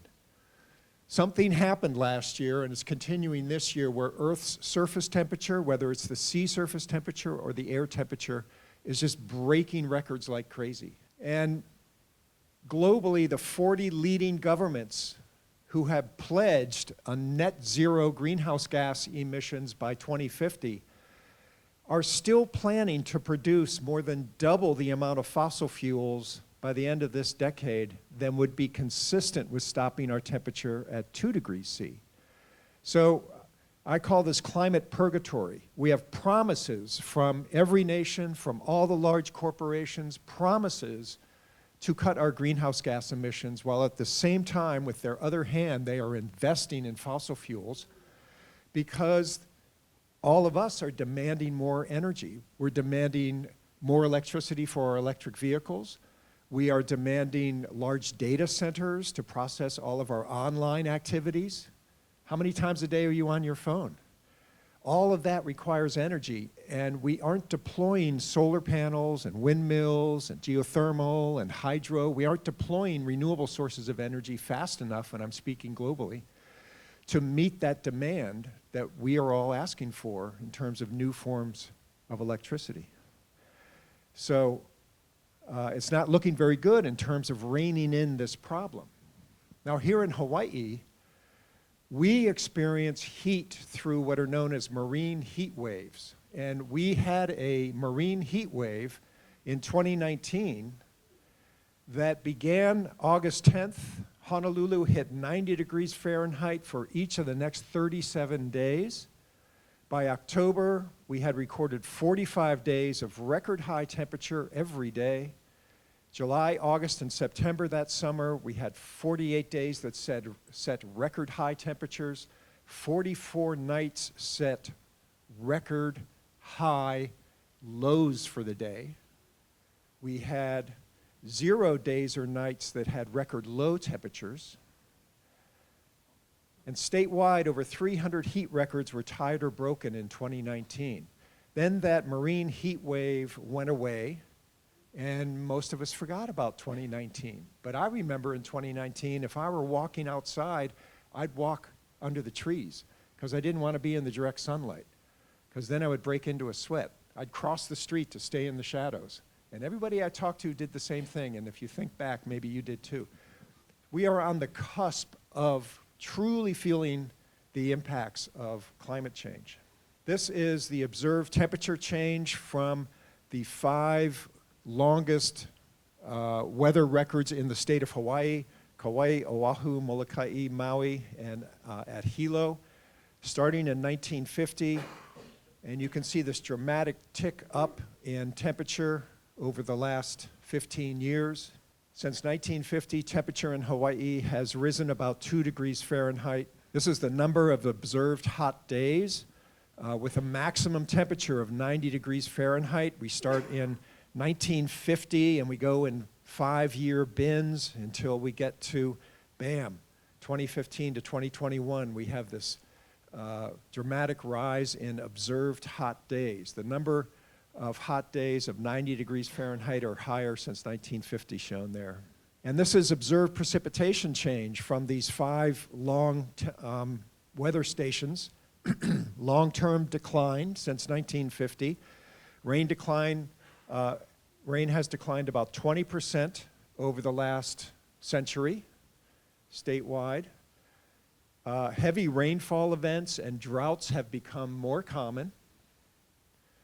And consecutive wet days and consecutive dry days are both increasing in Hawaii. So we're seeing extreme weather, which means that when we do get that gift from the sky of fresh water, we need to slow it down and retain it and change the landscape so that it doesn't just rush off into the ocean. Use it for agriculture or slow it down so that it refeeds our aquifers. This is called a rain bomb. Global extreme rainfall has increased 12%. These intense rain events are becoming more and more characteristic of our weather. In April of 2018, we had a state of emergency announced when we had a rain bomb here in Hawaii. It hit East Honolulu first, jumped out of the stream channels onto Kalanianaole Highway. Water in Wailupe Gulch rose 8 feet in the course of a morning. And then that same storm moved up to Kauai. The Hanalei River rose 15 feet. It jumped out of its banks and carved a new channel to Blackpot Beach right through a small subdivision. Our drainage infrastructure is not scaled or designed for these intense rainfall events. And this is everything from Waikiki, where sea level rise is plugging our drains with salt water at high tide, to intense rainfall events. And I'm sure you've all seen the news all week we have dramatic flooding, especially on the windward side. Average daily wind speeds are declining more and more. We have light and variable southeast winds. The North Pacific High, which is part of a circulation center that we get rising air out of the tropics, and then it falls, very dry air, and then it spins and comes back to the tropics and gives us our trade winds.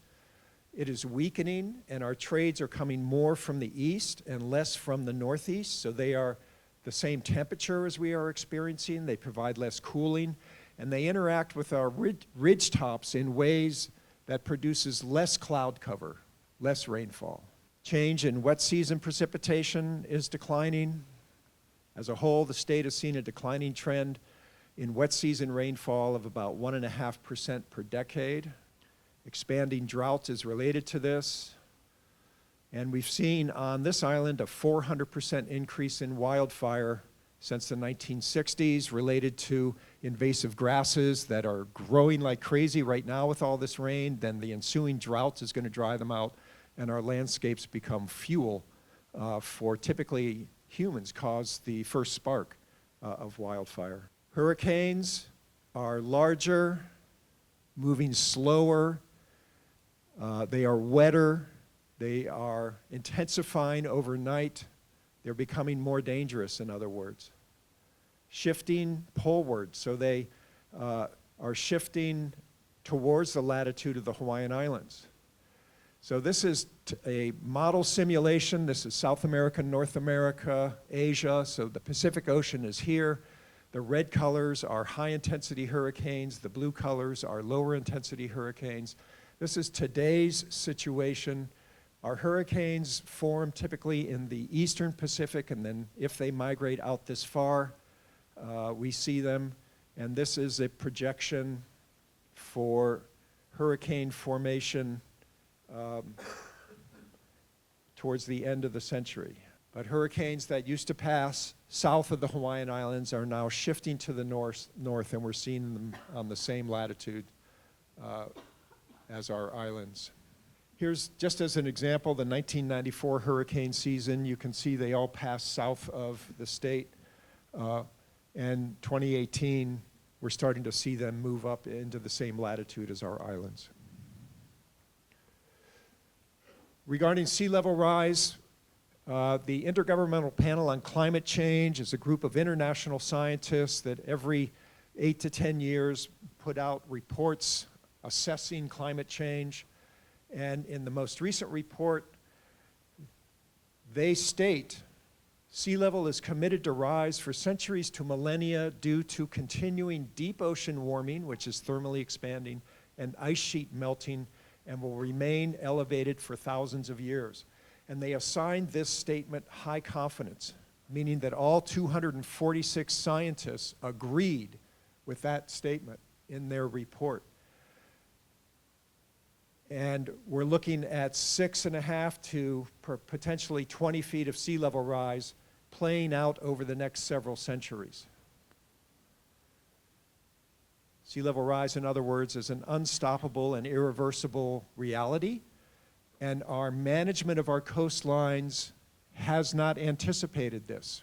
We are in triage mode, trying to fix laws and policies as fast as we can, but just like water, preserving our beaches, which I view as a public trust resource, is very difficult when you have everybody owning their little parcel next to the beach, and with sea level rise, that beach has to migrate landward, and we need to get out of the way. There's a lot we have to worry about in Hawaii with regard to climate change. Rainfall is declining, drought is increasing, rain bombs have become more common, stream flow is decreasing, wildfire has increased, air and ocean temperature are rising, trade winds are decreasing, coral reef bleaching has increased in frequency, tropical cyclones are shifting towards us, and sea level rise is driving the need to relocate our coastal assets. My last slide, we are engaged worldwide and locally in a sustainability transition. We are focused on reducing carbon emissions, that's called mitigation, and Adaptation is getting ready for climate hazards, which we have set in motion and can't stop. The new term that's being used by scientists is to mitigate and adapt in communities that are underserved and most at risk and most exposed. This is called climate resilient development. It includes taking steps for increasing public health, affordable housing, education for all, preserving our water resources, reining in overconsumption, managing rising disease, stopping biodiversity loss, and stopping pollution. We can't just have carbon tunnel vision focused only on reducing greenhouse gases. We have to manage our communities in a way that we focus first on those that are most vulnerable and under-resourced, because we are seeing a global gap between the very rich and those with less. And that gap is widening because it's the under-resourced communities that are getting hit hardest and most frequently by climate change, both shocks and stressors. I'll end with that. Thank you very much. Thanks, Chip, for that setup. I am going to slightly modify the presentation I have today. And I was kind of anticipating it might start with that as the baseline. So the talk I prepared is no play on facing futures, but facing climate futures. And I wanted to provide some of what I am aware of as technical resources for this community in really just trying to tackle climate change head on. And it's kind of depressing. It's absolutely depressing, anxiety causing, and paralysis inducing to kind of hear those steps. And I can feel my blood pressure rising and anxiety. I don't know about you. Gosh, in 2015, I had an interaction with a Potawatomi scholar, Kyle Powles White, that really helped me think differently about climate change. It was at a climate science boot camp. And so I'm gonna, skip forward through a lot of technical stuff and go to his, blah, blah, blah, blah, blah, blah, blah, blah, blah, blah, blah. I have too many animations. Where is it? Here, okay. And this is a paper, Kyle's a philosopher, and he writes, portrayals of the Anthropocene or climate change are often dystopian or post-apocalyptic narratives of crises that will leave humans in horrific science fiction scenarios. And this was like the orange skies over the Bay Area, and I think it's 2020 with the wildfires. The problem with this is these narratives erase certain populations, such as indigenous peoples who've already experienced climate change, having already been through an apocalypse, that have already been through transformation of those societies induced by colonial violence. And so instead of dread of an impending crisis, indigenous approaches to climate change are motivated through dialogues with descendants and ancestors. In some cases, these narratives are like science fiction, in which indigenous peoples work to empower their own protagonists to address contemporary challenges. So like Black Panther, indigenous futurisms, to me, speaks to the reality of indigenous communities that have already been experiencing climate change, whether it be through walking the Trail of Tears and relocation of their communities, of being in place and seeing massive landscape change, right? I mean, this is just the picture of Waikiki, but you have your own of Waiʻanae, and we have seen recently of the transformations of Lahaina. So I have the QR code of his paper. I found a free PDF version, and I think it's really, really thought-provoking to me because it really spoke to, I identify as Hawaiian, Chinese, Japanese. It really spoke to the observations I've had working with community and helped me reconcile where the climate science and the community work come together.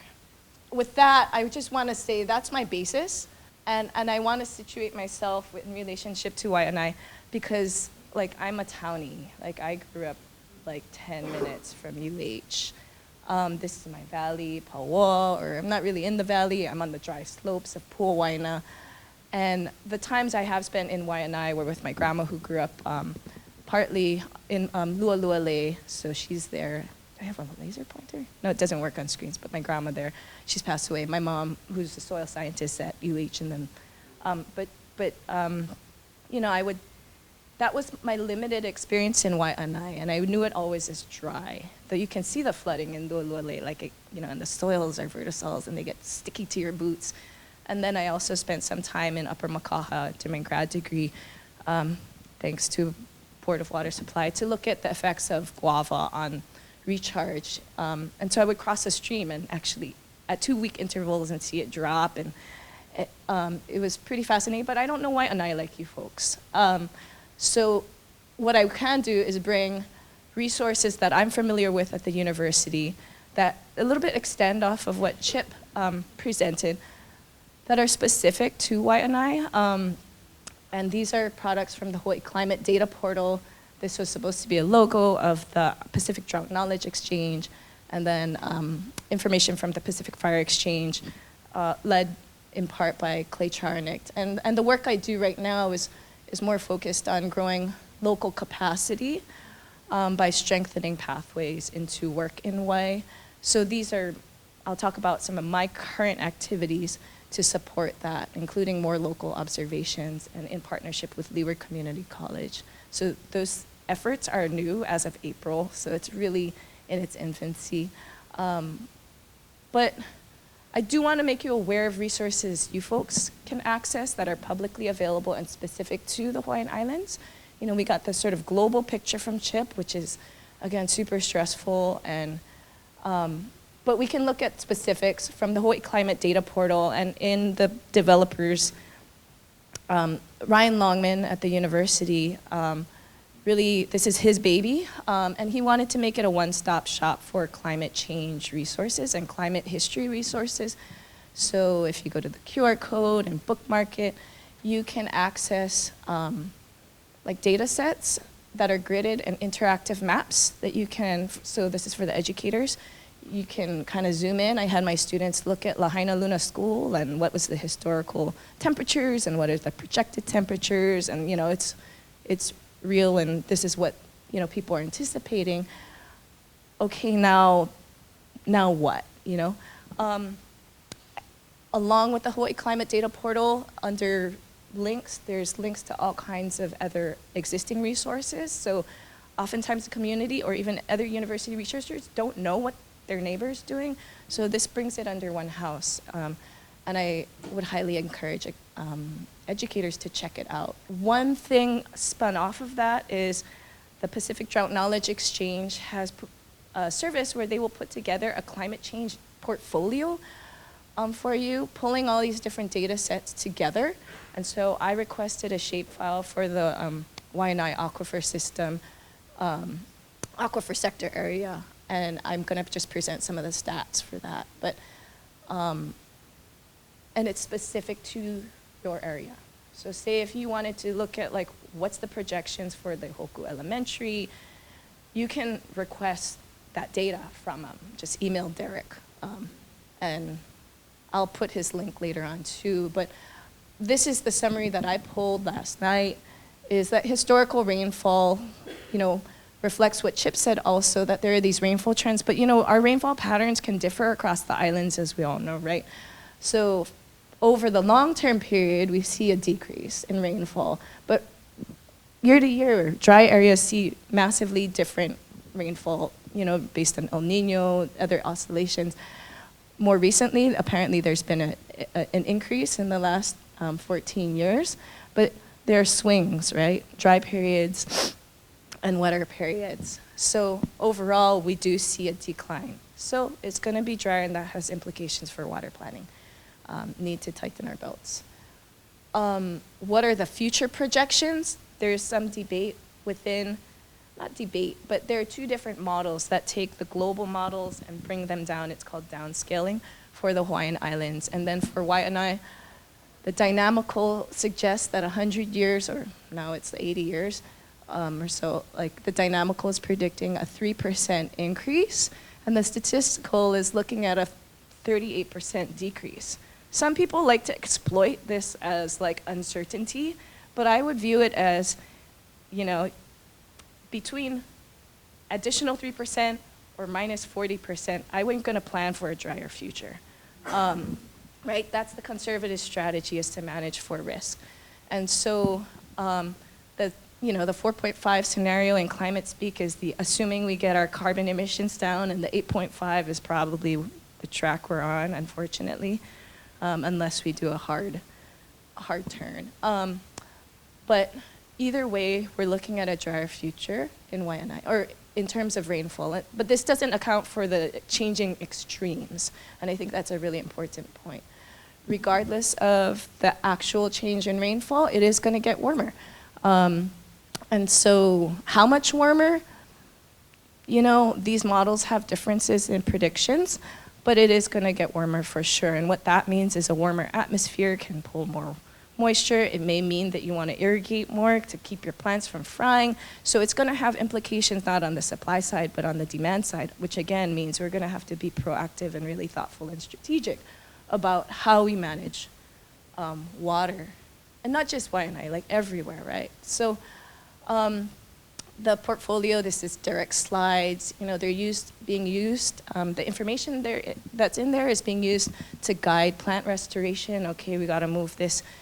Oh, maybe it's warmer, so we got to move these plants higher up the mountain. For folks, thinking about ranching and agriculture, are you going to have as many head as you used to have, or do you have to be more conservative? Research, emergency management, flooding, and also education. So these, the portfolio for Waianae is on this Google Drive link. It's long and it might be stressful, so I suggest, not stressful, but it's a lot to interpret, maybe Mohala Ika, I'd be happy to come back, bring Ryan, talk about it together with each other about what does it mean. And again, these are models, so maybe it's not even consistent with what people observe on the ground too. And that information, there was a question, are we incorporating traditional knowledge? I don't think we're doing it enough yet, but is it for researchers, for university researchers to do, or for communities themselves to own and control where that information goes, lives, and what happens to it? So I'll give these slides to Shar. The other thing, how am I on time, is fire, right? As Uncle Eric pointed out, fire's a big issue in Waianae. And so Clay kindly gave me some of his slides to share. He was supposed to talk at Lehoku earlier this week and got rained out. But the big things to think about are, the climate variables or weather variables, climate promoting fire, the vegetation management and ignitions. And it may be hard for any of us, you or me, to control the climate, but we can manage vegetation through targeted grazing or green breaks, and then reduce probability of ignitions that start those, right? And so that's, these are sort of within human more immediate control, and so we can focus on reducing fire that way. So great resources are the Pacific Fire Exchange, and Melissa Chimera is building in species that are good for green breaks, and those are maybe more for land managers. I see some people grabbing the QR code. And then for homeowners or the kind of urban setting, Hawaii Wildfire Management Organization out of Hawaii Island has a lot of resources. They've usually focused on Waikoloa, but now, with Lahaina, there's more statewide resources. So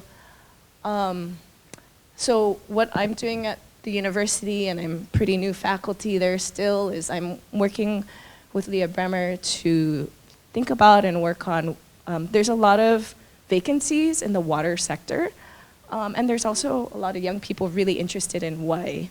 So what can we do at the university to understand those employer side gaps and needs, and then make the university a better educational way for local students to do this work?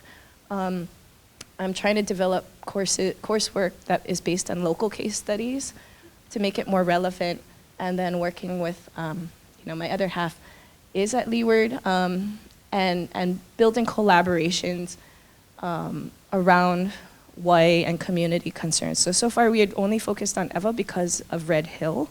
Hadn't even thought about Waianae. Again, this effort is 2 months old. But hoping to really strengthen those pathways from leeward to UH Manoa and working in Wai. So yeah, with that, if people have questions beyond this, please feel free to email me.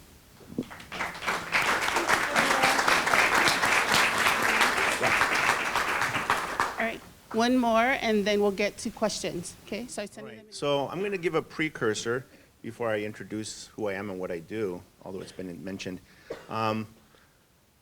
I just got married in March, remarried. It's been many years in the working. My wife is from Vietnam, and the pandemic shut things down for a while. I met her before then. And recently I've been traveling back and forth, trying to get all the paperwork and stuff like that. And so she's here now. Last year I was there on a couple occasions, and one was at the hotel, and the manager came and knocked on my door. And I don't speak Vietnamese, and I couldn't understand. He turned on the TV, came in, turned on the TV, and Hawaii, Hawaii. And it was Lahaina. It was in Vietnamese, and it's like, what's going on? I couldn't understand it. And so I called my wife, who was doing some stuff, my fiance at the time, and she came, says, some kind of fire. And then everyone started coming and saying, we're so sorry. And I'm like, what's going on in Lahaina? Because it's international news. And I didn't realize the scope of it until I got back. But I was thinking something bad, something really bad. But there was another occasion I was there, and it was really hot. And it's hot all the time, being tropical. But I remember going outside, and it was just intense. And it's like, I don't think I can handle this. And I had a list of places I wanted to go. And again, my fiance was busy, so I said, I'll go cruise around. And I was out for about 10 minutes, and I had already drank a bottle of water. It's like, I can't do this. I went back to the hotel, and I'll go out later in the night. And for several days it was hot, but it was just so intense. And people have to function. So last month, I was just reading, last month in Vietnam, they had set 100 temperature records. And the hottest day was last year when I was there, 114 degrees. And I'm thinking, wow, this is intense. Now my brother-in-law, he's a farmer. And I didn't realize this, but for the last 2 years, this is the third year, they work at night.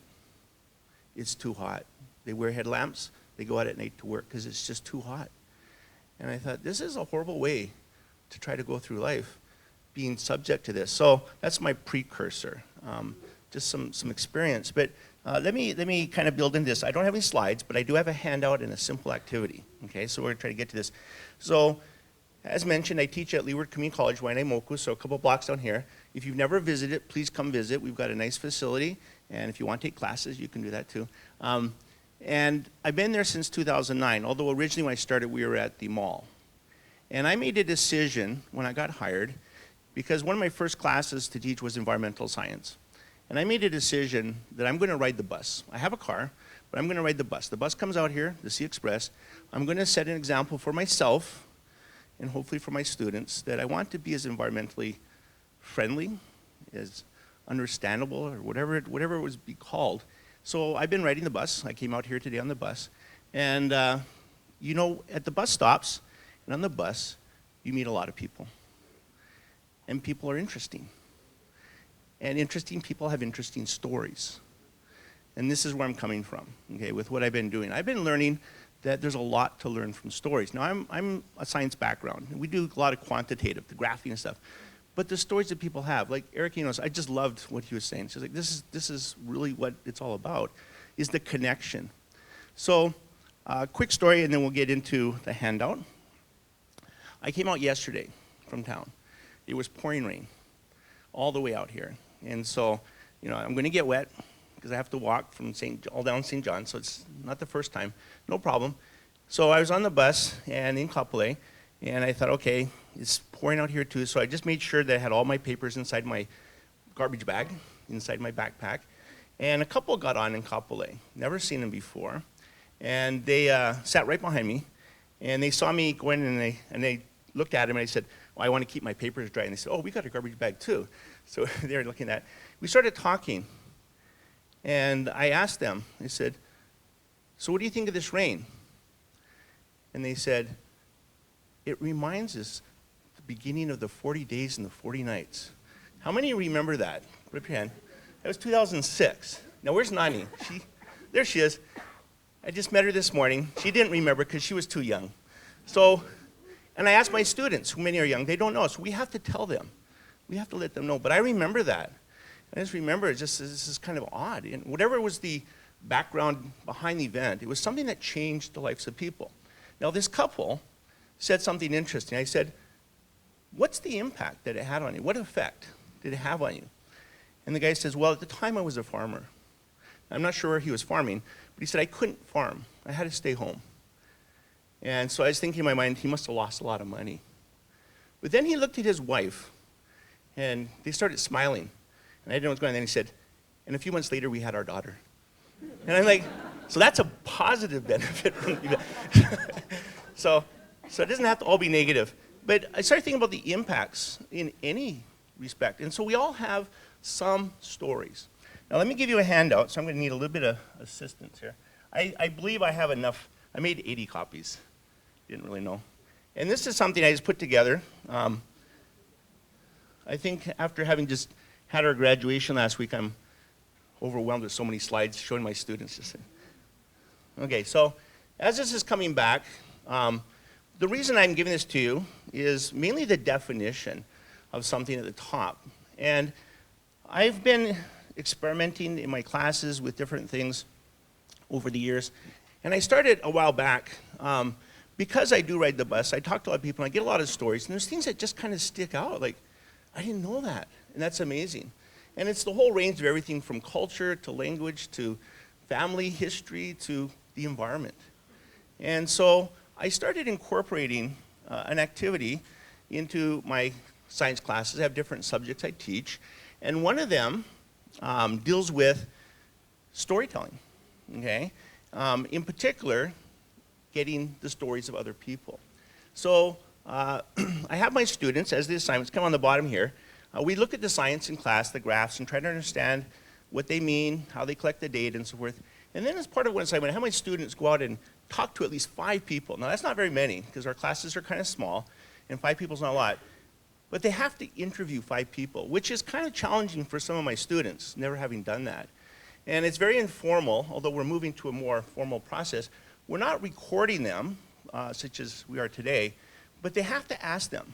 And what they have to ask them is, what experience or experiences do you have with changes on the Leeward Coast, having lived here over the years with the environment and things that might be connected to the climate? And if they do it correctly, which most do, there's very interesting responses. We come back and we talk about this in class. And I have on the bottom of the sheet that you're getting some of the questions that just kind of direct us. Let's take a look. How many have the handout so far? Most of you, okay. Let's look at a definition first. So I had this brilliant idea a few years ago with storytelling that, hey, maybe we can focus on storytelling from an environmental or climate perspective. Original idea. It's been around for a long time.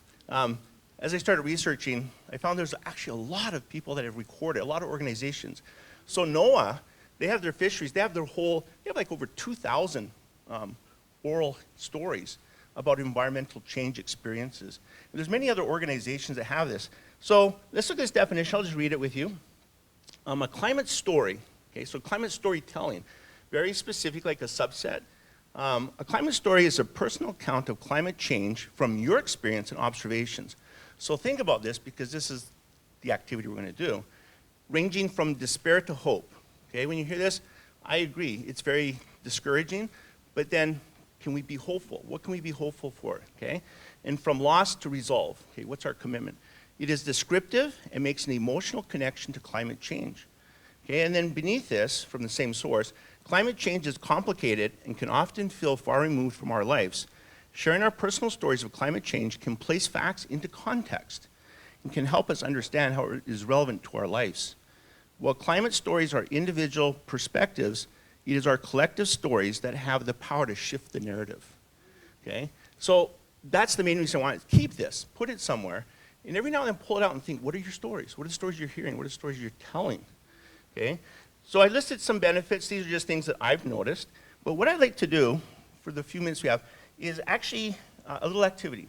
Now, I don't know who you're sitting next to, how well you know them, but find one person, hopefully you don't know them so well, and I'm going to give you about 7 minutes, which is half my time, so about 3.5 minutes each to tell an experience that you've had with the climate here on the Leeward Coast, something you recall, okay, or something you've noticed, or somehow been involved with that maybe had an impact on you. I went to Kahuku High School as a student. When I was there, the only place air conditioned was the library and administration office. Hot days, you open the windows and the wind would blow through and it was perfect. It's all air conditioned now. Same out here, okay? Something's changed. And it's changed the way our culture functions too. So I do after early college classes at the high school. And so a lot of times I get there and I hang out in the library. When students come in, they chase them away. You're not supposed to be in here. But the students come in because they want to be cool. And the library's like, you can't come in. You know? That's an interesting thing that's going on. So if you'll take a few minutes, find someone right around you. You don't have to move. And just share your story. Now, we're not going to have time to follow up, but at least among the two of you.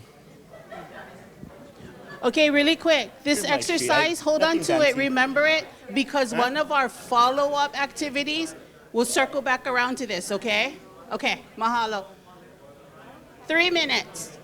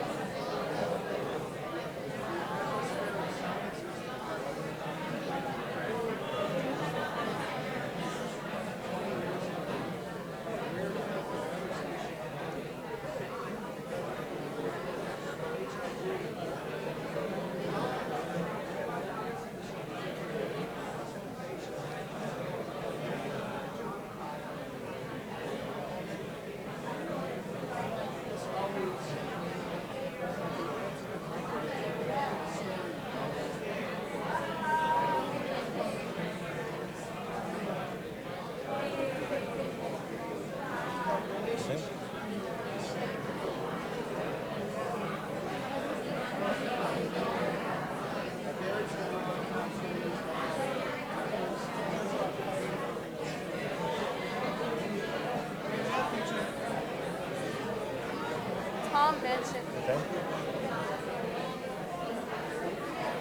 Okay. All right. Boy, I can just tell from what's going on, there's a lot to be said. And I really would encourage you, and that's one of the reasons I gave the backside blank, is to start writing down your stories. We can share these with our children, the community, we can share them. And I'd love to have that in collections where I can share with my students. Just these are people that are around you.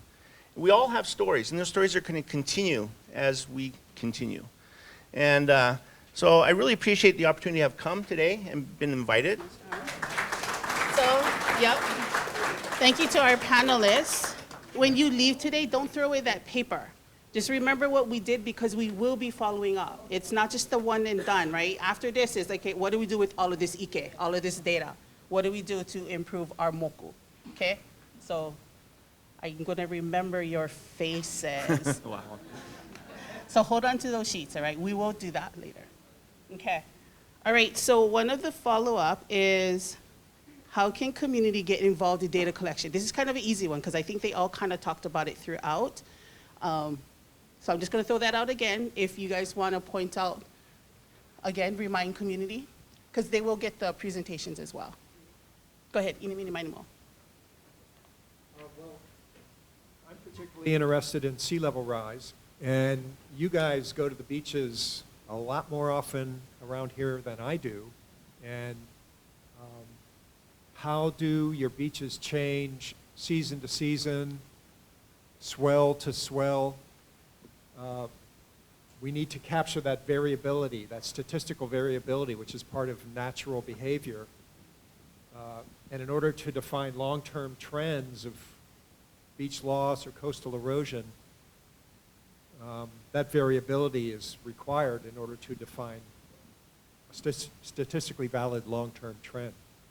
So one thing you can do is just pay attention when you go out in nature, when you go to a beach in particular. How does it look different from the last time I was there?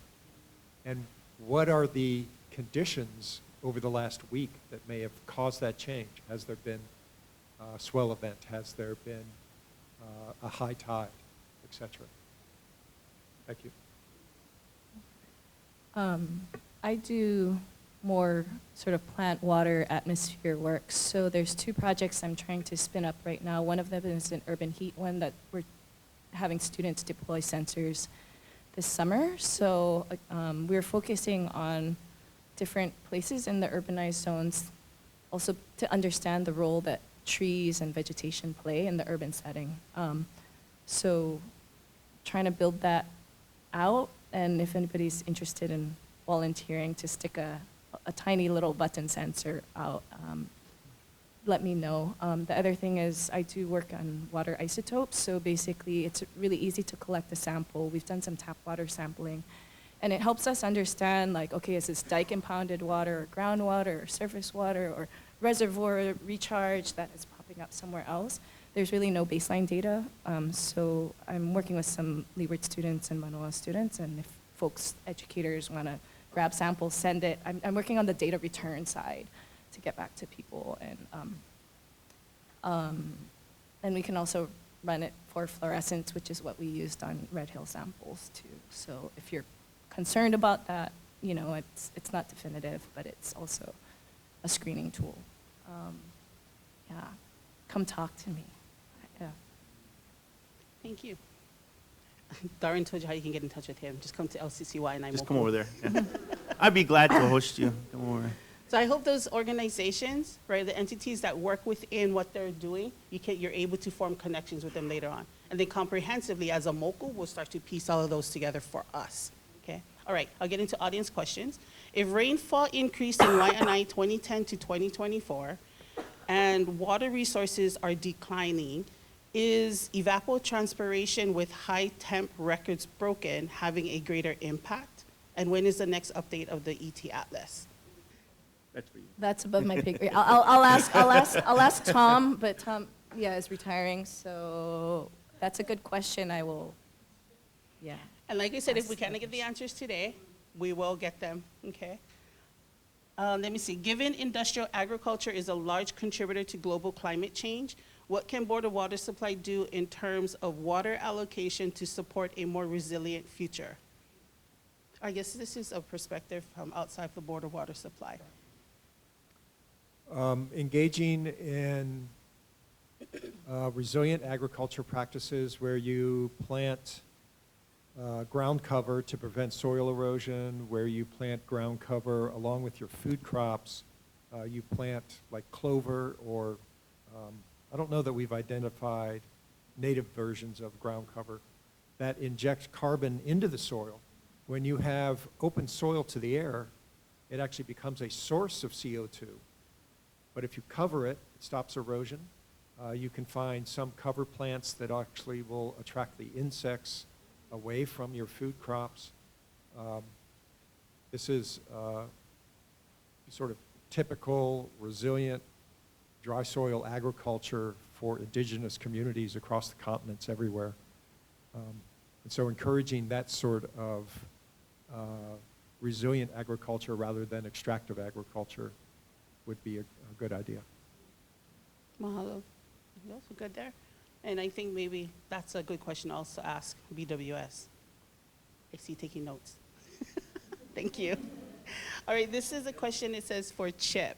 Do you think because of the data about our winds and changes, or this may be a Tom one too, do you think we will lose our trade winds? If yes, approximately how many years until we lose them completely?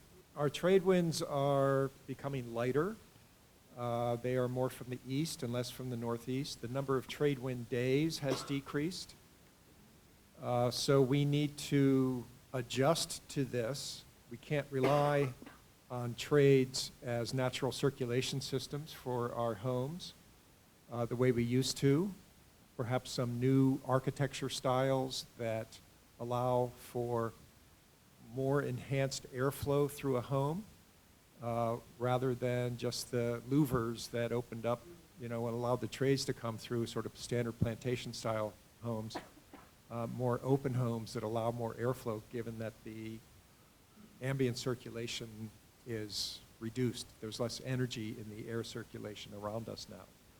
I'm not going to answer the question because I don't want to make a prediction, but we need to respond to the trends that we know are happening in whatever ways we can.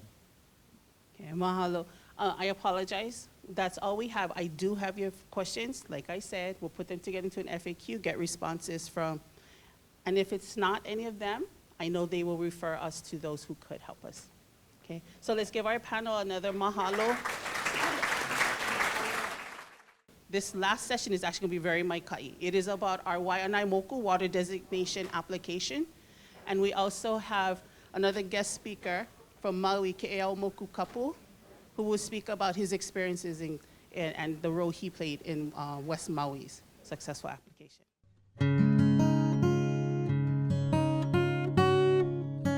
We have Jonathan Likeke Shoyer. He was born and raised, not braised. Thinking lunch. Born and raised on Oahu. He helps entities manage environmental conflict, believing there is always a pathway to shared, sustainable prosperity for the communities and Aina involved.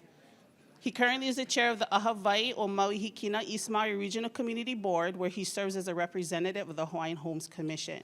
As a volunteer, he served as the chair of the Hawaii State Land Use Commission, chair of the Hawaii Land Trust Board, and vice chair and Kona Moku representative on the Oahu Island Burial Council. So, mahalo. And there's so much more. Please go look on the program. There's so much more information on our panel speakers. And then for Waiʻanae Moku, Uilani, his wahine, is also here. Mahalo. Waiʻanae Moku was born in Honolulu at Luakini Hospital. We'll say in April. So just had his birthday recently. Right, he returned to Lahaina, Maui in 1996 to care for Kuleana properties, and he's been actively and strongly advocating for equality of land, life, land, water, and the protection and preservation of burials throughout Maui and abroad. So please welcome our final panel, Waiʻanae Moku and Likeke.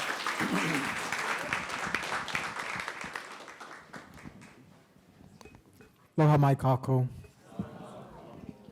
It's an honor to be a guest with you today, and particularly, with the presence of some incredible people in this room who have been leaders in this community for decades and decades and fought some of these fights. So I come to you humbly.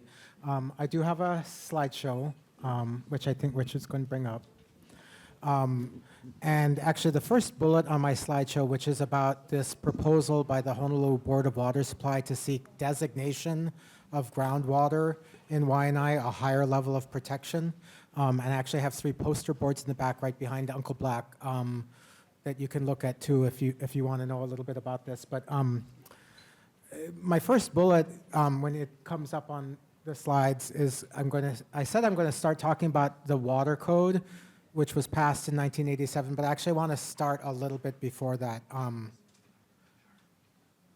I was thinking about how we are physically today in a hale of Pauahi, right?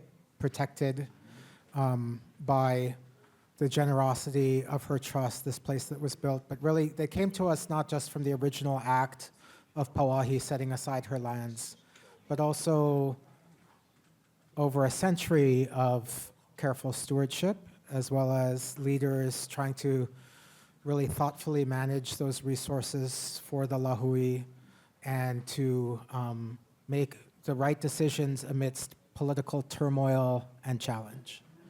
And so what I really want to talk about as an overall framing for what we're doing is that just as through our ali'i trusts we have inherited aina across Hawaii and other programs, in Vai, and Uncle Eric made a reference to this, we've inherited some important legal principles which we've managed to keep through to this day, the most fundamental of which is the idea that Vai in Hawaii is a public trust resource. It is not privately owned.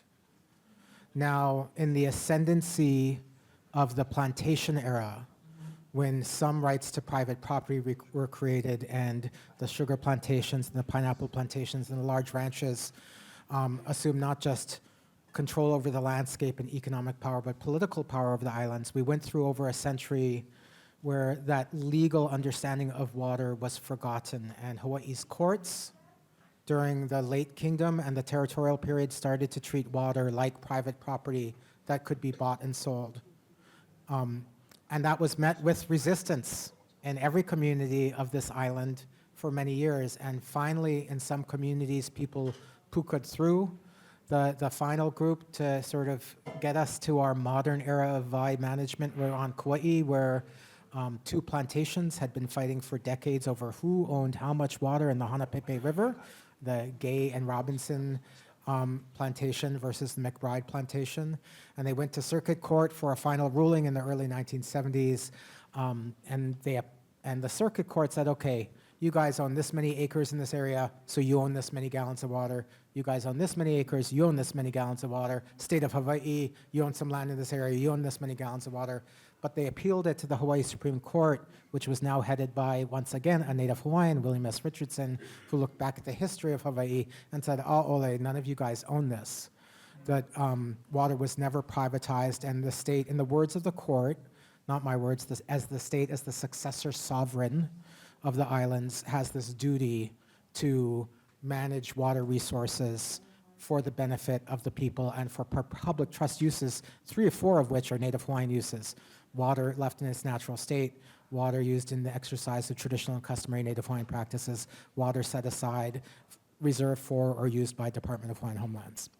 So in 1978, if you go to the next slide, I'm going to talk about the state. 78 Con reaffirms that water in Hawaii is a public trust, calls for the creation of the Water Code. 1987, the Water Code is finally passed. And I'll talk about that. Just stay on that slide. So 1987, after 9 years of beefing at the legislature, 9 sessions in a row over what should be in the Water Code, the legislature comes up with a Water Code that calls for a whole bunch of things in this new management of water systems. First of all, it manages surface water and groundwater separately, as if they're hydrologically disconnected, which is, of course, crazy, but there you go. It manages groundwater by saying we're going to divide the entire state into what we believe are distinct hydrologic units.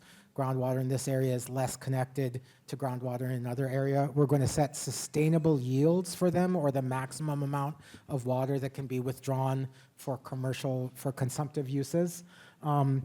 And then in the biggest and most important thing, and this is part of the story that we're on, we had this inheritance from our kingdom leaders that we had to struggle to regain in the 70s, and we're still on the struggle.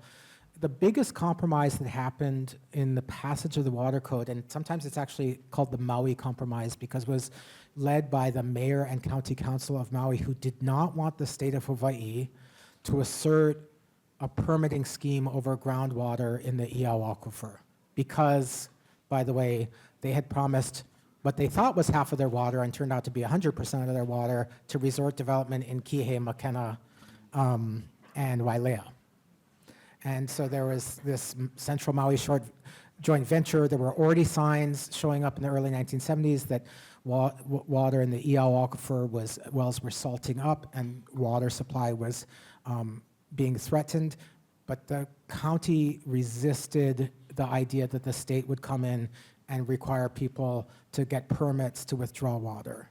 And so the Maui Compromise was that the state set up in the Water Code this process of designation where there's this clear obligation of the state of Hawaii to protect public trust uses everywhere, but they only get the legal tools and mechanisms to do so in designated water management areas. So if you go to the next slide, this is a map of how the Water Commission divides the island of Oahu, and it does this for other islands, into distinct hydrologic units. The different colored areas are water area hydrologic systems, and there are sectors, and there's systems, subdivisions within it. So the area we are in right now, the Waianae sector, has a sustainable yield of 3 million gallons a day, and that's broken up into individual sustainable yields for Lualualei, Nanakuli, Kea'au, Waianae, and Makaha. So this process of designation has usually been, in all cases except one, been the local communities have had to petition the Commission on Water Resource Management, those 7 people appointed by the governor and confirmed by the Senate, to ask for this higher level of protection in their area. It has not always been successful. There's been fights across Hawaii since 1987 over designation. And if you go to the next slide, well less than half of the Hawaiian Islands are protected as groundwater management areas. If you look at the map of Oahu, all groundwater on Oahu except Waianae is designated. All groundwater on Molokai is designated because homesteaders, really soon after the passage of the Water Code, Native Hawaiian homesteaders in Ho'olehua, concerned about the withdrawal of groundwater for large-scale resort development on the west end of Molokai, petitioned for groundwater management area. After 20 years of fighting with the county of Maui, the Iao Aquifer was designated first as a groundwater management area, and then later the surface waters of Nawaiʻeha. And then historically, the Water Commission, and I'm sure Moku will talk a little bit about this as well, on its own decided to seek designation of surface and groundwater in Maui Komahana, West Maui, the Lahaina Aquifer sector, both surface and groundwater areas. But if you look at it, if you're on Kauai, if you're on Hawaii Island, if you're on Lanai, you're out of luck. You don't have these protections that were fought for decades to put back into place. It's as if, in some ways, the plantation era still exists in these non-designated areas. And if you go to the next slide, let me explain a little bit more what I mean. For groundwater wells, if you are in any area of the state and you want to put in a well on your property, you have to get a well construction permit and a pump installation permit. But historically, the Water Commission has treated those as what are called ministerial permits, meaning you file your permit application with the commission, and as long as your permit is filled out correctly and you have a licensed well driller, they give you that permit. And if you're a neighbor of somebody who's getting a well construction or pump installation permit, the only notice you get is in a monthly bulletin from the Water Commission that you have to subscribe to or know to look for, and you have to know the TMK of your property and the property next door, and you have to be tracking it every month and then see whether or not there's a well that's being proposed, in which case you presumably have a 90-day period in which to comment on that well and say, hey, we're a little concerned about this well going next door to me, that it might affect my lo'i or my fish pond or my practice. But then, even if you comment, there's been no legal obligation for the well applicant or the commission to even respond to your comments. In many cases, particularly in West Hawaii, there's been entities who've written, they said, hey, you're putting these wells in, we're very much concerned about the impacts on the nearshore environment and these limu beds and these fish ponds, and the response has been, thank you for your comments. But in designated water management areas, you have to get this additional permit. It's called a water use permit. And that permit doesn't just ask engineering questions, it asks, how are you not impacting the rights of the Department of Hawaiian Homelands to water? How are you not impacting other traditional and customary uses of water? And that permit isn't just decided on by staff behind closed doors. That permit is decided on, it has to get noticed in a paper, it has to get noticed on the website. You have an opportunity to comment on it. If you comment on it, you can say that you object to it. That triggers a public hearing requirement.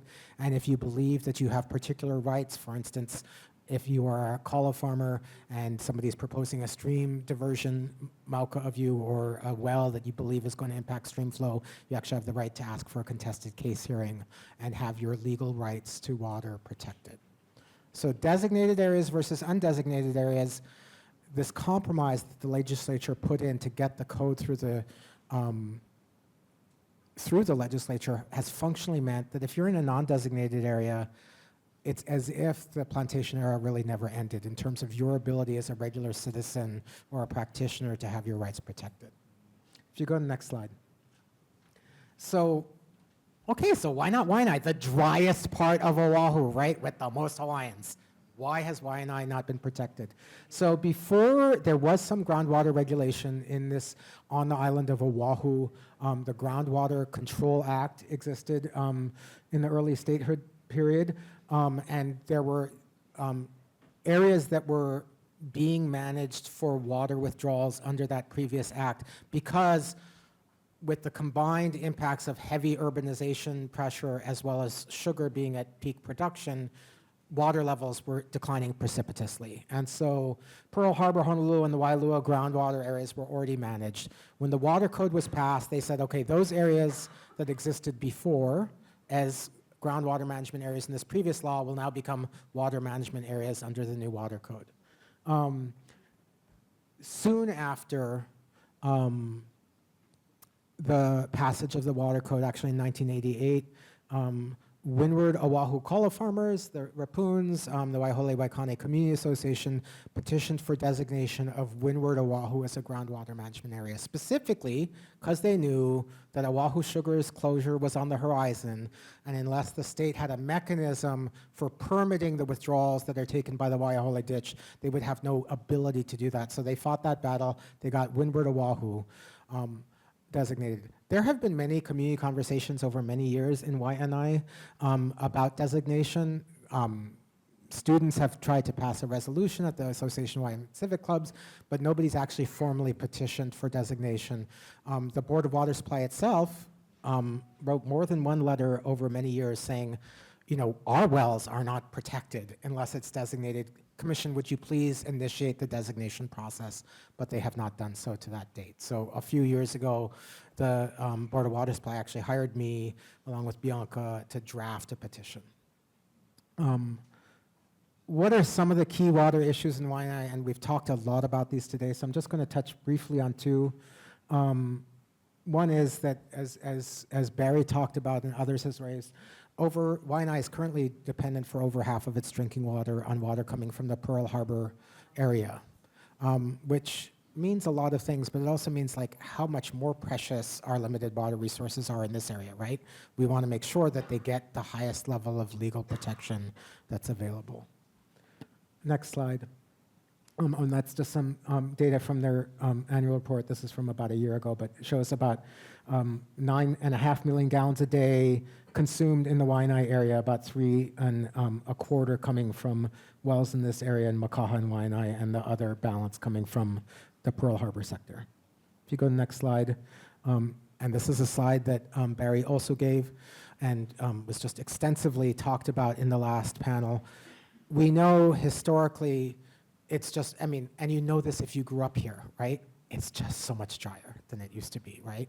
And so if you look at this map of rainfall in the Waianae Mountains from the early 1970s compared to now, you were getting at the summit of Ka'ala about 100 inches a year. You're now getting about 65 inches a year. That's a 2/3 reduction. So less water falling down, less water in the ground, right? And I will mention briefly, but it's important to understand, the sustainable yields set by the Water Commission assume that rainfall is not decreasing.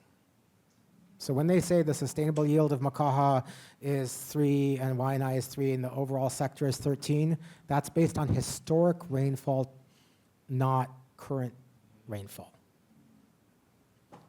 If you go to the next slide. This is, Aurora briefly talked about these two different ways that scientists look at climate change modeling, looking forward in the future.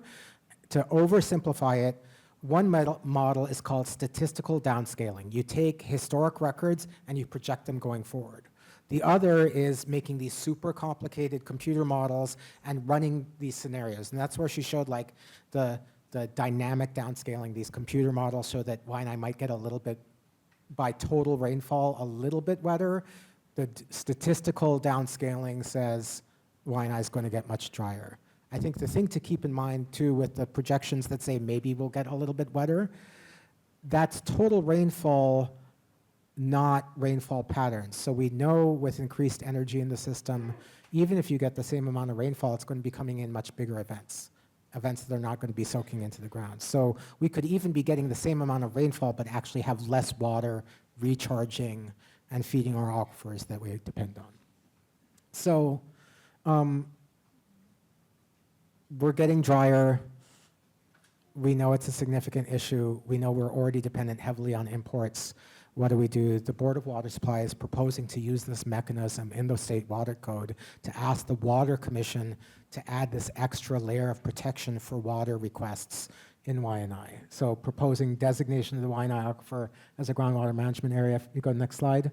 The way the code is written, there's these specific criteria, and I'll ask, and I'll talk about them a little bit, that you're supposed to look at and say whether or not an area deserves to be designated as a water management area. But there is this fundamental requirement. And the battles over designation around Hawaii, both the successful ones like on Molokai and the unsuccessful ones like on Lanai and in the Keauhou Aquifer on Hawaii Island, have really hinged on this. The Commission's duty is to protect water resources if they may be threatened. So the burden of proof is not supposed to be, I know that we're going to be harmed and therefore you should protect. It's if you can show that there may be a harm, you're supposed to take, the state's supposed to take the protective action of having this extra layer of permitting. In addition to that basic requirement, there's these 8 criteria, and these are directly from the water code. They're kind of wordy, so I'm going to summarize them. One is, are you pumping at 90% or more of sustainable yield? The second is there an actual or threatened water quality issue in the area? One thing I will say, while we don't have data proving it, we know that with the historical significant military use of both lua'lua'lei and makua, the chances for contamination related to those sources the burden should be to prove that there's not contamination rather than to assume that everything is fine. Is regulation necessary to preserve diminishing groundwater? Obviously, with reduced recharge and maintaining the same levels of withdrawal, you're going to be getting lowering water levels. Whether the rates or spatial patterns or depths of groundwater withdrawal are going to endanger the sustainability or optimal development of water in the future. Next slide. Whether chloride content salts are rising, an indication that you're over pumping. Whether there's accessible preventable waste of groundwater. I will say that many people in this room are aware that the U.S. military enclosed a spring at the back of lua'lua'lei, Navy, in the Naval Magazine, and they continue to divert the entirety of that spring, even though the actual operations of the lua'lua'lei Naval Magazine have greatly reduced over time and presumably the demand. So if you're withdrawing water and you're not using it, that's considered waste. Next slide. Whether there's serious disputes, and I think Bianca did a really good job of discussing. There's been serious disputes over Waianae for a century, right? Up into the present time, and whether there's any projects that might result in one of these conditions. So what the Board of Water Supply has done is we've done a lot of very small community talk story sessions, one-on-one, small groups, presentations to the neighborhood boards, and we've drafted a petition. We were actually ready to file that petition and had a tentative date of filing that petition with the Water Commission in the first week of August of 2023. And then the fires happened in Lahaina. The Water Commission very justifiably said, you know what, we have some other things that we are needing to pay attention to. And so we have a petition ready to be filed, but has not been filed yet. If you go to the next slide, some of what the petition says, Waianae is already pumping at over 90% of sustainable yield. The Waianae system within the sector. Makaha has historically pumped it over 90%. Climate change is impacting groundwater levels across the sector, and there's ongoing disputes. If you go next slide. So if this happens, if we go through this designation process, and the poster boards in the back talk about it, basically the commission will accept the petition, then they'll do some formal consultation with the mayor's office, the county council, and the Board of Water Supply. Then they will hold a meeting and decide to go to a public hearing. A public hearing will be held in Waianae, where people can testify at that point again on saying whether or not they agree with this and what they want to do. They will take the findings from that public hearing, go to the commission, staff will recommend to either designate or not designate. And then if they choose to designate, they'll publish a notice in the paper 3 times. On the third, 2 or 3 times. On the third notice, that begins the 1-year clock for existing water use permits. So what's kind of interesting is historically the board departments of water supply in the counties have actually fought designation. This is the first time that a county has actually petitioned for designation. And they're like, and Barry can say more directly about this if he wants to, but they're like, we want to keep being able to deliver water from Makaha. And if, for instance, the new owners of the resort come in and start to pump their wells and they don't have to get a permit to do it, where is that going to leave the county Department of Water Supply and the Board of Water Supply to able to pump their wells, which deliver water to existing customers? So 1 year after the date of designation, people will have to file for existing uses, water use permits. This is for anything other than individual domestic wells. And then those permits get noticed in the paper, and they go through that public process that I described earlier. People have the chance to comment, to write letters, and then any new permits also will have to go through this process. So anybody else planning to use large-scale use of water in Waianae in the area designated would have to go through this. Some of the questions over the couple of years that we've been working on this, the community has been coming up with. One is, why is BWS, you know? I think partly, you know, the Board of Water Supply and others were hoping some community group would organize and file their own petition, but it's a huge amount of work, right? It's a lot of research, it's a lot of writing, it's a lot of effort. A lot of the communities, Windward Oahu, Keaho, Navaiha, folks who've gone through the designation process, it's very burdensome. And so board recognized and said, listen, we're going to benefit from this. We think it's justified. We'd like to do this. Some people are, and it can get confusing, and I'm glad we started off with the panel with William Ilaw and Barry.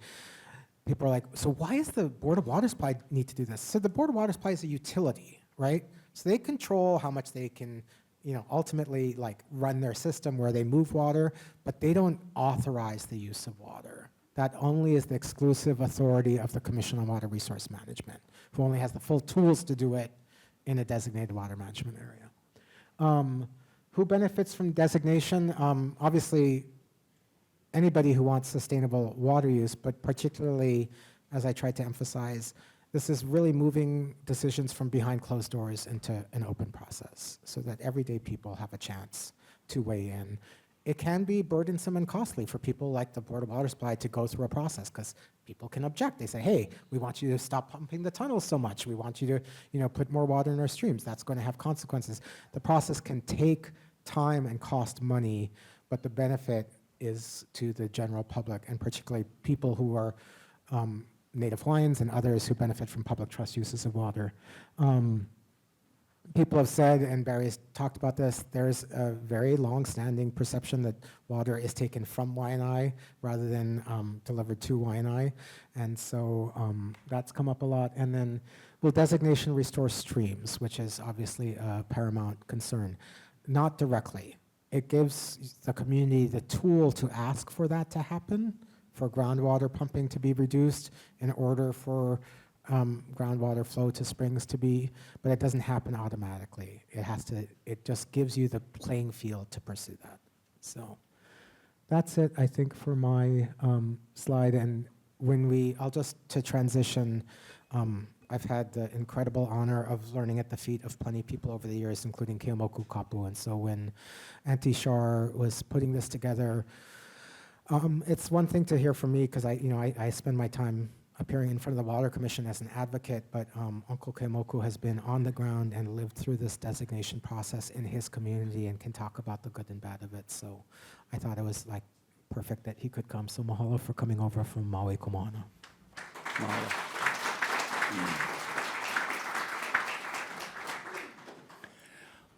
Ai aloha kako. I think just by listening to Jonathan's slideshow, I think what this community needs is a lot of bullet points from start to finish, from where, like for me, grassrooted, I had to learn the hard way. And learning the hard way was, I filed a water use permit application in 2008 and came to find out that our Komohana on the west side was not a designated water management area. But lo and behold, I filed it, followed the rules, what Jonathan was mentioning about the commission's water code, all the meeting that they had, how they need to come to conformity and how they need to start the process on designation. So I followed through. I sent my application to the state. They sent a letter back saying that Lahaina wasn't a water management area, but they received my document. They filed it, and I guess that's where the battle actually began for me. So one thing I always say that, it's really keen for Lahaina people that liquor is for drinking and water is for fighting, and I don't drink, so I may as well fight.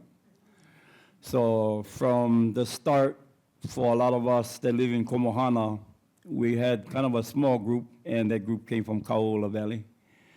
And the need to even get a drop of water from that valley was kind of impossible, because the private landowner that purchased these properties from Pioneer Mill basically hoarded all the water, 100% of the water. So this is Kaula Valley. This is the place where I live. And there's a lot of land commission awards there. And right now, these are the remnants of a family that still exists in that valley. And we're kind of like narrowed down to a 1% out of the majority of water that get diverted from Kaula elsewhere. If we can hold it right there. This is an area that we've kind of held down for a long time, and we're still holding down today. This is the area that escalated into a Supreme Court ruling from a jury trial that I was involved in for over 25 years. Final summary judgment from the Supreme Court that Keomoku has an interest, and West Maui Land Company, Makila Land Company had no interest to begin with. So it started the process of creating even more of an argument to say, okay, if you didn't have any interest to the property, then how all of a sudden you got the water? So that kind of pinned us into the right perspective on the kind of right questions to ask when we started going for the petition to request for that designation. It started off with the in-stream flow standard of 4 potential values from Ukumihame, Olowalu, Launiopoko, and Kauaula. In Olowalu, Ukumihame, 2 million gallons of water to be restored in the river. Olowalo, 2 million gallons. Launiopoko came, they were saying, like the commission was saying, well, because the water was so minimal, of 380-something 100 gallons of water, that they decided not to go for Launiopoko. But our family said, hey, if there is a way to put water back in that river to perpetuate the easement of that flow, then we are all in support of making sure that all that water goes back to the river, or at least try to see if we can get water going back to all the rivers in Komohana. Kauaula was the biggest, 3.34 million gallons of water. Once we got the designation, the in-stream flow standard, then we went to petition. And when we petitioned, it was during Susan Case's time. And we advocated not just the families of Kaula, but the families throughout Komohana, all the way to Honokohau. And the minimal amount of taro farmers we had, lo and behold, man, we had way more than we ever expected on the kaula cultivation of taro farmers on the west side. And that kind of stirred, a lot of issues when we started to find out that the county only had 23% of the total cap that came from the west side, that every other resources of that water was privately controlled. And that really made me angry. Made a lot of our Kuleana angry to say that what happened with the county of Maui didn't protect our interests. So I think right now, because of that, learning a lot of these things, and basically what had escalated, especially in August 8, 2023, we lost our whole town. We've advocated for years to put water where it belonged. We advocated for the state, as well as the county, to start getting things going, to start brush abating a lot of these lands. In 2008, we made a huge argument to say that if this fire ever turns, it's going to be devastating. Well, lo and behold, it happened. Once, when the fire department threw those switches on that fire hydrants, there wasn't a drop of water that came out of those fire hydrants. So now the long-term plan is to find alternatives. So there's a discussion talking about how many of those hotels flush toilets and all that water that's going to waste. In Maui, we have a plan, it's called R1.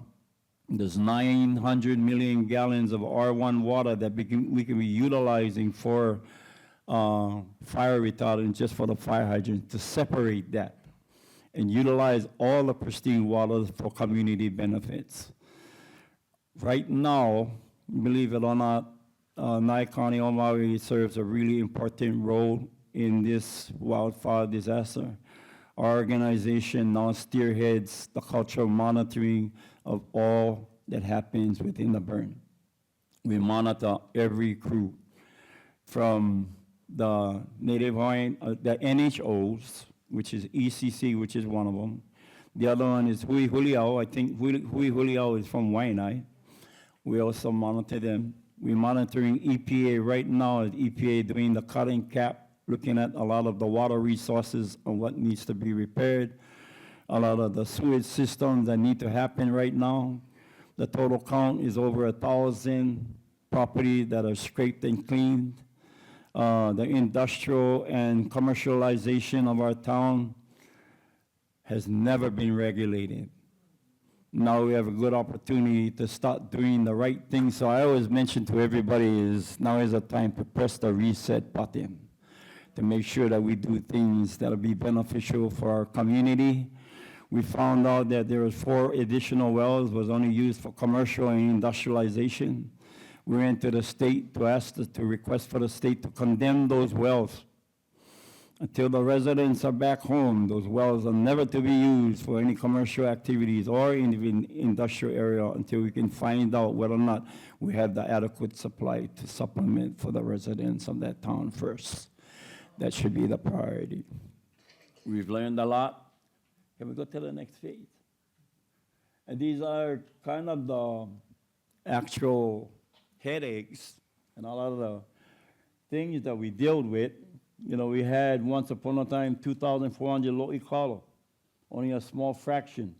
We got probably 20 lo'is in Kaula Valley today.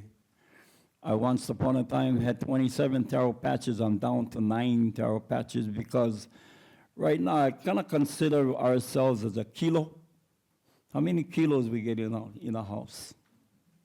Observers. Anybody that has been observing your environment from when you were a child all the way till today. I live up in a valley, so I see things kind of differently. I see when people look at the mountain, they say, what a beautiful place, I want to live here. I live up on the top, I'm looking down, and I see a lot of the degradation of overdevelopment. A lot of the quality of our water get disappeared and diverted for luxury gated communities. A lot of the water going either north or south. And if it goes north, it goes to Kaanapali hotels to supplement for tourism so they can come to our town, rent a hotel, drink Mai Tais, and have suntans on the beach. Now is an opportunity to start rectifying a lot of things that we should have done a long time ago to make sure that the equality of life is for the benefit of not just a few, but mainly for the kuleana and mainly for the residents that live in this place. Next. This is in 2018. My family lost every home in 2018. Things never change for us. It's a battle every day. And every day we have to be the stewards of our own homes to make sure that these things don't happen again. 2022, again, undetermined. This fire burned 4,000 plus 200 acres of land that went all the way up to the Vauakua. And still again, we advocated to tell the county as well as the state, we need to start caring for our resources. We need to start abating our lands because enough is enough. Next. And this is my center. Gone. All the long, hard work that we've done to help our community build back, to learn what we need to do, to be strong advocates in our community so we can fight for the right things that we need to. And I'm hoping that because this is a state building, we can go back there, we can advocate, we can rebuild. We're persistent. We know we can survive to get that building, not by way of a lease, to ask the state to surrender the executive order to Nye County of Maui. So it's a long process, and I like this, because when we started looking at petitioning for a designation, there was only a few of us. I see a whole room of hope. We didn't have this much hope. All we had was each other. My family that live in the valley and family that live throughout Lahaina. In Kahoma Valley, we had 2 families. In Honokohau, we had a lot more families. At the same time, I think the wisest thing to do is try to pursue funding, because that funding is going to be detrimental to be hiring people that know the process, that know what to do, such as Jonathan here. Any way we can alleviate and help with a lot of the soldiers, especially the young soldiers from the Richardson School for Law, Kahuliau.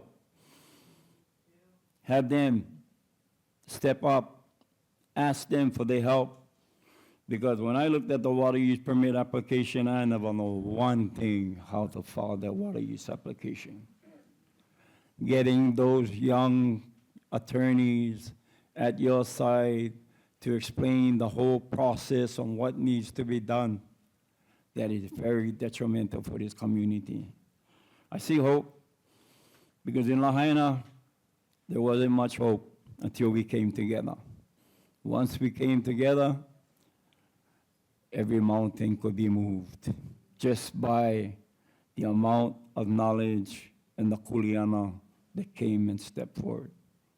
So I see this community vibrant. I've learned a lot from this community because this town raised my children. I have a kupuna that is sitting in the back. Uncle Black Ho'ohuli was my tutor for a long time during the days of Kalahui, Hawaii. Everybody remember Kalahui, Hawaii?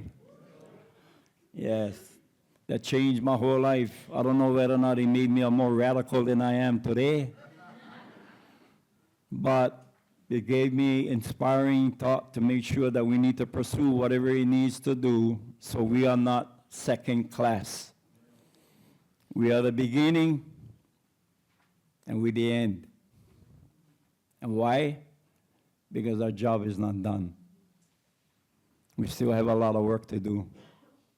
I support Uncle Eric Enos. I've been here in Waianae. I saw his foundation grow. I know a lot of you.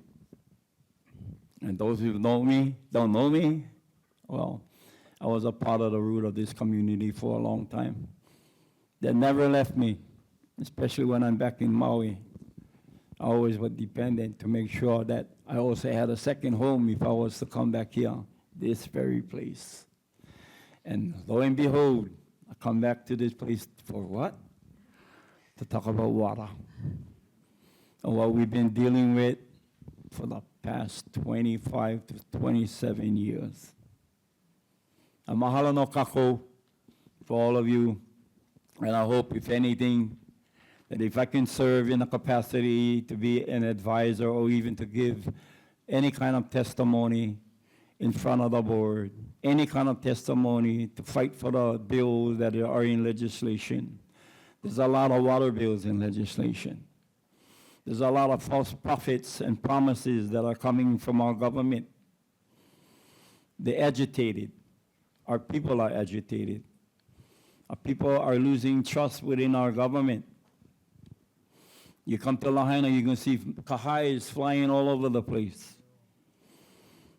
We're losing hope. We need to gain hope by coming together as one.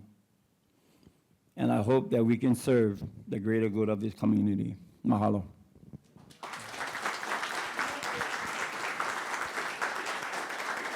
Mahalo. So this last part, I want to take a few minutes to do a couple of things. One, I'll follow up on a couple of questions.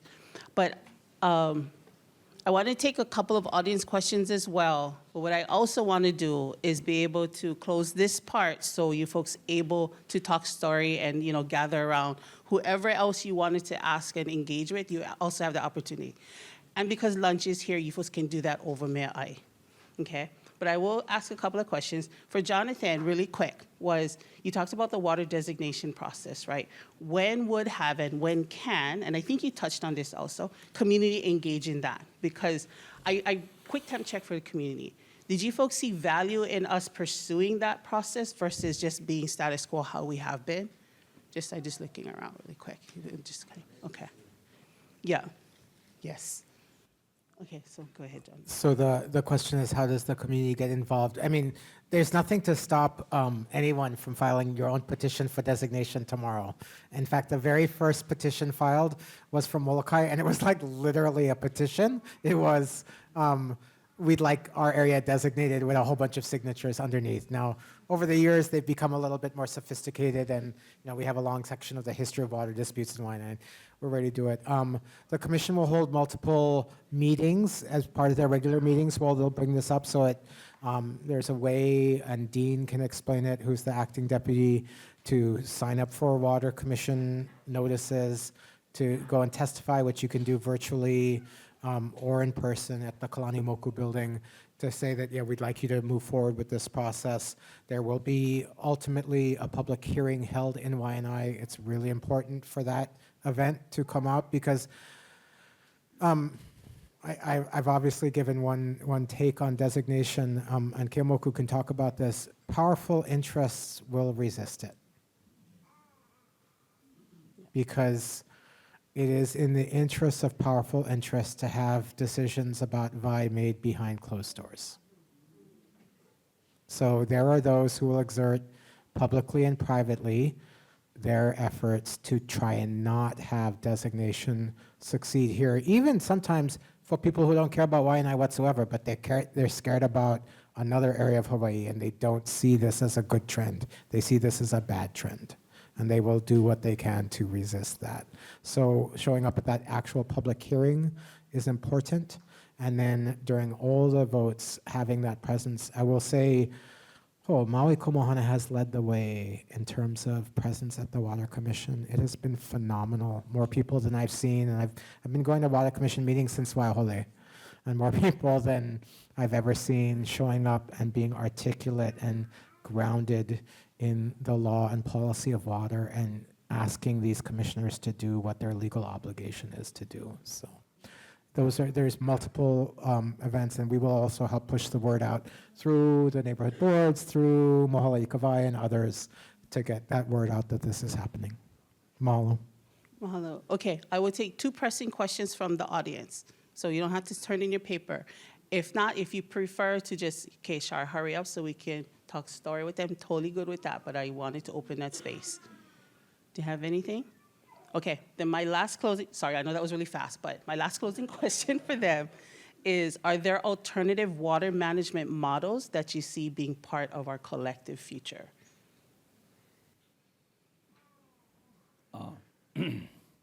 You know, this wise kupuna told me once upon a time, and he said that we've been eating from the buffet of the world and neglect the plate of our kupuna. So I think what the key element is, we got to get back to square one again to make sure that we become the one to make the decisions on how our future generations are going to thrive. It's been dictated and determined by statistics. Too much of this pala or this scientific kind of stuff, I don't understand this. I don't understand any of this kind of stuff. So sometimes you gotta just grab the grassroots and just go for it and figure out whether or not, hey, you crash and burn, but you gotta pick up yourself and keep going. Because the system of life that we live, the commonality of everything that was worked for us, we see that disappearing every day. You know, I don't know, we're dictated to too much. So I think we gotta just get back to square one to make sure that, you know, like in Maui, the strongest hold we have is our children in Kulakaiopuni and Punanaleo. Now that they don't have a school, now that they only have each other, they're getting strong. Our kids are getting strong. They're gonna be the new leaders that's gonna step in our shoes. So I think that's the greatest advantage that we have to make sure that we infect them of the virus of making sure that they don't step into that wrong place like we've done. So. Mahalo. Jonathan, do you have anything? Just to kaka'o that message from a slightly different angle. So I serve on the Ahavaio Maui Hikina, the East Maui Regional Community Board, which was set up by the Maui County voters in 2022 to try and take over the East Maui irrigation system, to end 150 years of private control of this water resource that's very significant for agriculture and consumption, as well as, of course, from the communities in Maui Hikina, East Maui, that have depended on those waters for centuries. And in the course of standing up this brand new water utility, we've faced a lot of resistance. Some of it is just very predictable. There's billions of dollars on the line. So people who are benefiting from the current system, whose jobs are threatened if the community takes this over, they're fighting, political fighting, doing what they can to attack our appointments, attack our budget, do those things. And that's fine. That's understandable. That's expected. The biggest challenge, and this gets to what Keomoku was speaking about, has been even those among us who, like in the community, who are like, yeah, I get it. Like you guys should stand up this utility. You should take over our system, but no can, right? That's the plantation's job. I mean, they've been doing it for a long time. What do you think you guys can do this? And so like the plantation is gone from our land and it still exists in our mind.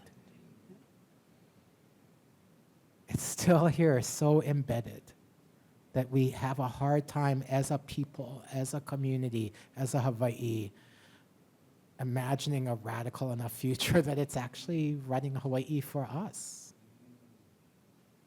And so the work of the immersion schools, the work of teaching the next generation to take those steps forwards and be like, you know what, don't be exactly like us, because we grew up during a very difficult time. You can do more, I think, is in terms of the question that you asked, Shar, of like, what's a new water management model? It really starts in here. Mahalo.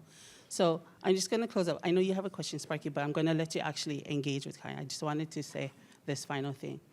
Today was all about trying to bring our community voices and mana'o, right? Exactly what Likeko, Jonathan was saying, is this mentality shift that we want to promote. The other was bringing data, right? So we had like the UH people, and some of this data is like over my head too. But it has a role to play. And if we know who to connect with that can translate that data for us according to what our community values, our community priorities are, then let's do that, right? But it cannot only be a small group that does it. Because it cannot be like 5 people getting together. It can start there, like Waiʻanae Moku said. But when it comes to moving things and putting things into place and getting things like implemented, that is not, because we are a larger community in this Moku of over 50,000 people, right? So as many of us that are working in places in our community in different areas, if we can collectively come together, figure out, okay, how can we support data collection, or how can they support us in how we better activate our programs? Let's do that. The other thing too is, and I keep mentioning this because I mean it, is after today, we have to continue to work together to figure out what is our VITE action plan, or I don't know what to call it, but is what does that look like for us? How do we craft that for ourselves, right? And then use the data to support that, use the processes, know and understand the rules, and how do we move things? And if we need to, understand the policies that are in place, and if we have to advocate for updates, changes, or deletions, how do we do that too? What it takes more of us than even that are in this room, but this is a great, great start. And we need more younger people. I realize, so I'm in between, like everybody else, but I'm also older. So we are like more makua ages, right? I'm not gonna tell you how old I am, but my daddy is back there as Papa Black, so, just kind of scale that down. But the encouragement we have is that we have some young people here. I've heard from people who are studying certain pathways, careers, they want pursuing certain degrees that have an interest to stay in Hawaii. They want to do things in Waiʻanae, in the Moku, right? How do we continue or make those connections? And how do we encourage that space to grow to welcome them into this? And how do we foster that understanding and the communal values early on, right? So I want to encourage you folks, even in spaces with your own ohana, your street, your neighborhoods, continue to think of these in your everyday lives. So it's not only, we're going to this Saturday event. It becomes a natural behavior. It becomes part of our lifestyle, right? We foster that in aloha for our aina, our vai, our kai, and each other. Okay, so I just wanted to say that really quick. And then William, do you have anything you want to close us out with? William is our current president of Mohala'ika Vice. I just want to give him the opportunity to say the last words. Then we will get lunch out to you on. Then just go ahead, Roman. Thank you very much, Shar. I just want to, everybody look out each side of the windows. Okay? There's no secret why it's raining. Things happen for a reason. You're here today at this time. The ua is falling from the sky at this time. If it was up to me, I'd run outside and get in the rain right now and enjoy it. Yeah. Maybe wait till it's a little lighter. But growing up in Waianae, going to school at the University of Hawaii at Manoa, people would think I was crazy because I was always, when it had the light mist rains of Manoa, I would always be outside, standing outside and experiencing the coolness, experiencing the life-giving properties of that ua. Because it was hard to find back here in Waianae. Yeah? We had perennial streams. When I was a youngster, we had more perennial streams. I remember taking the surfboards and right outside the Lu'ulu'ule gate, riding the stream down through the pasture that my dad had as far as we could go before we had to turn around, grab the surfboard, and go back up again. I don't think there's a child born on the Waianae Coast today that knows what a hihivai is, that has seen an o'opu. You know, Mohala Ika Wai, protect, preserve, and restore. That was 30 years ago. We started this concept of ourselves.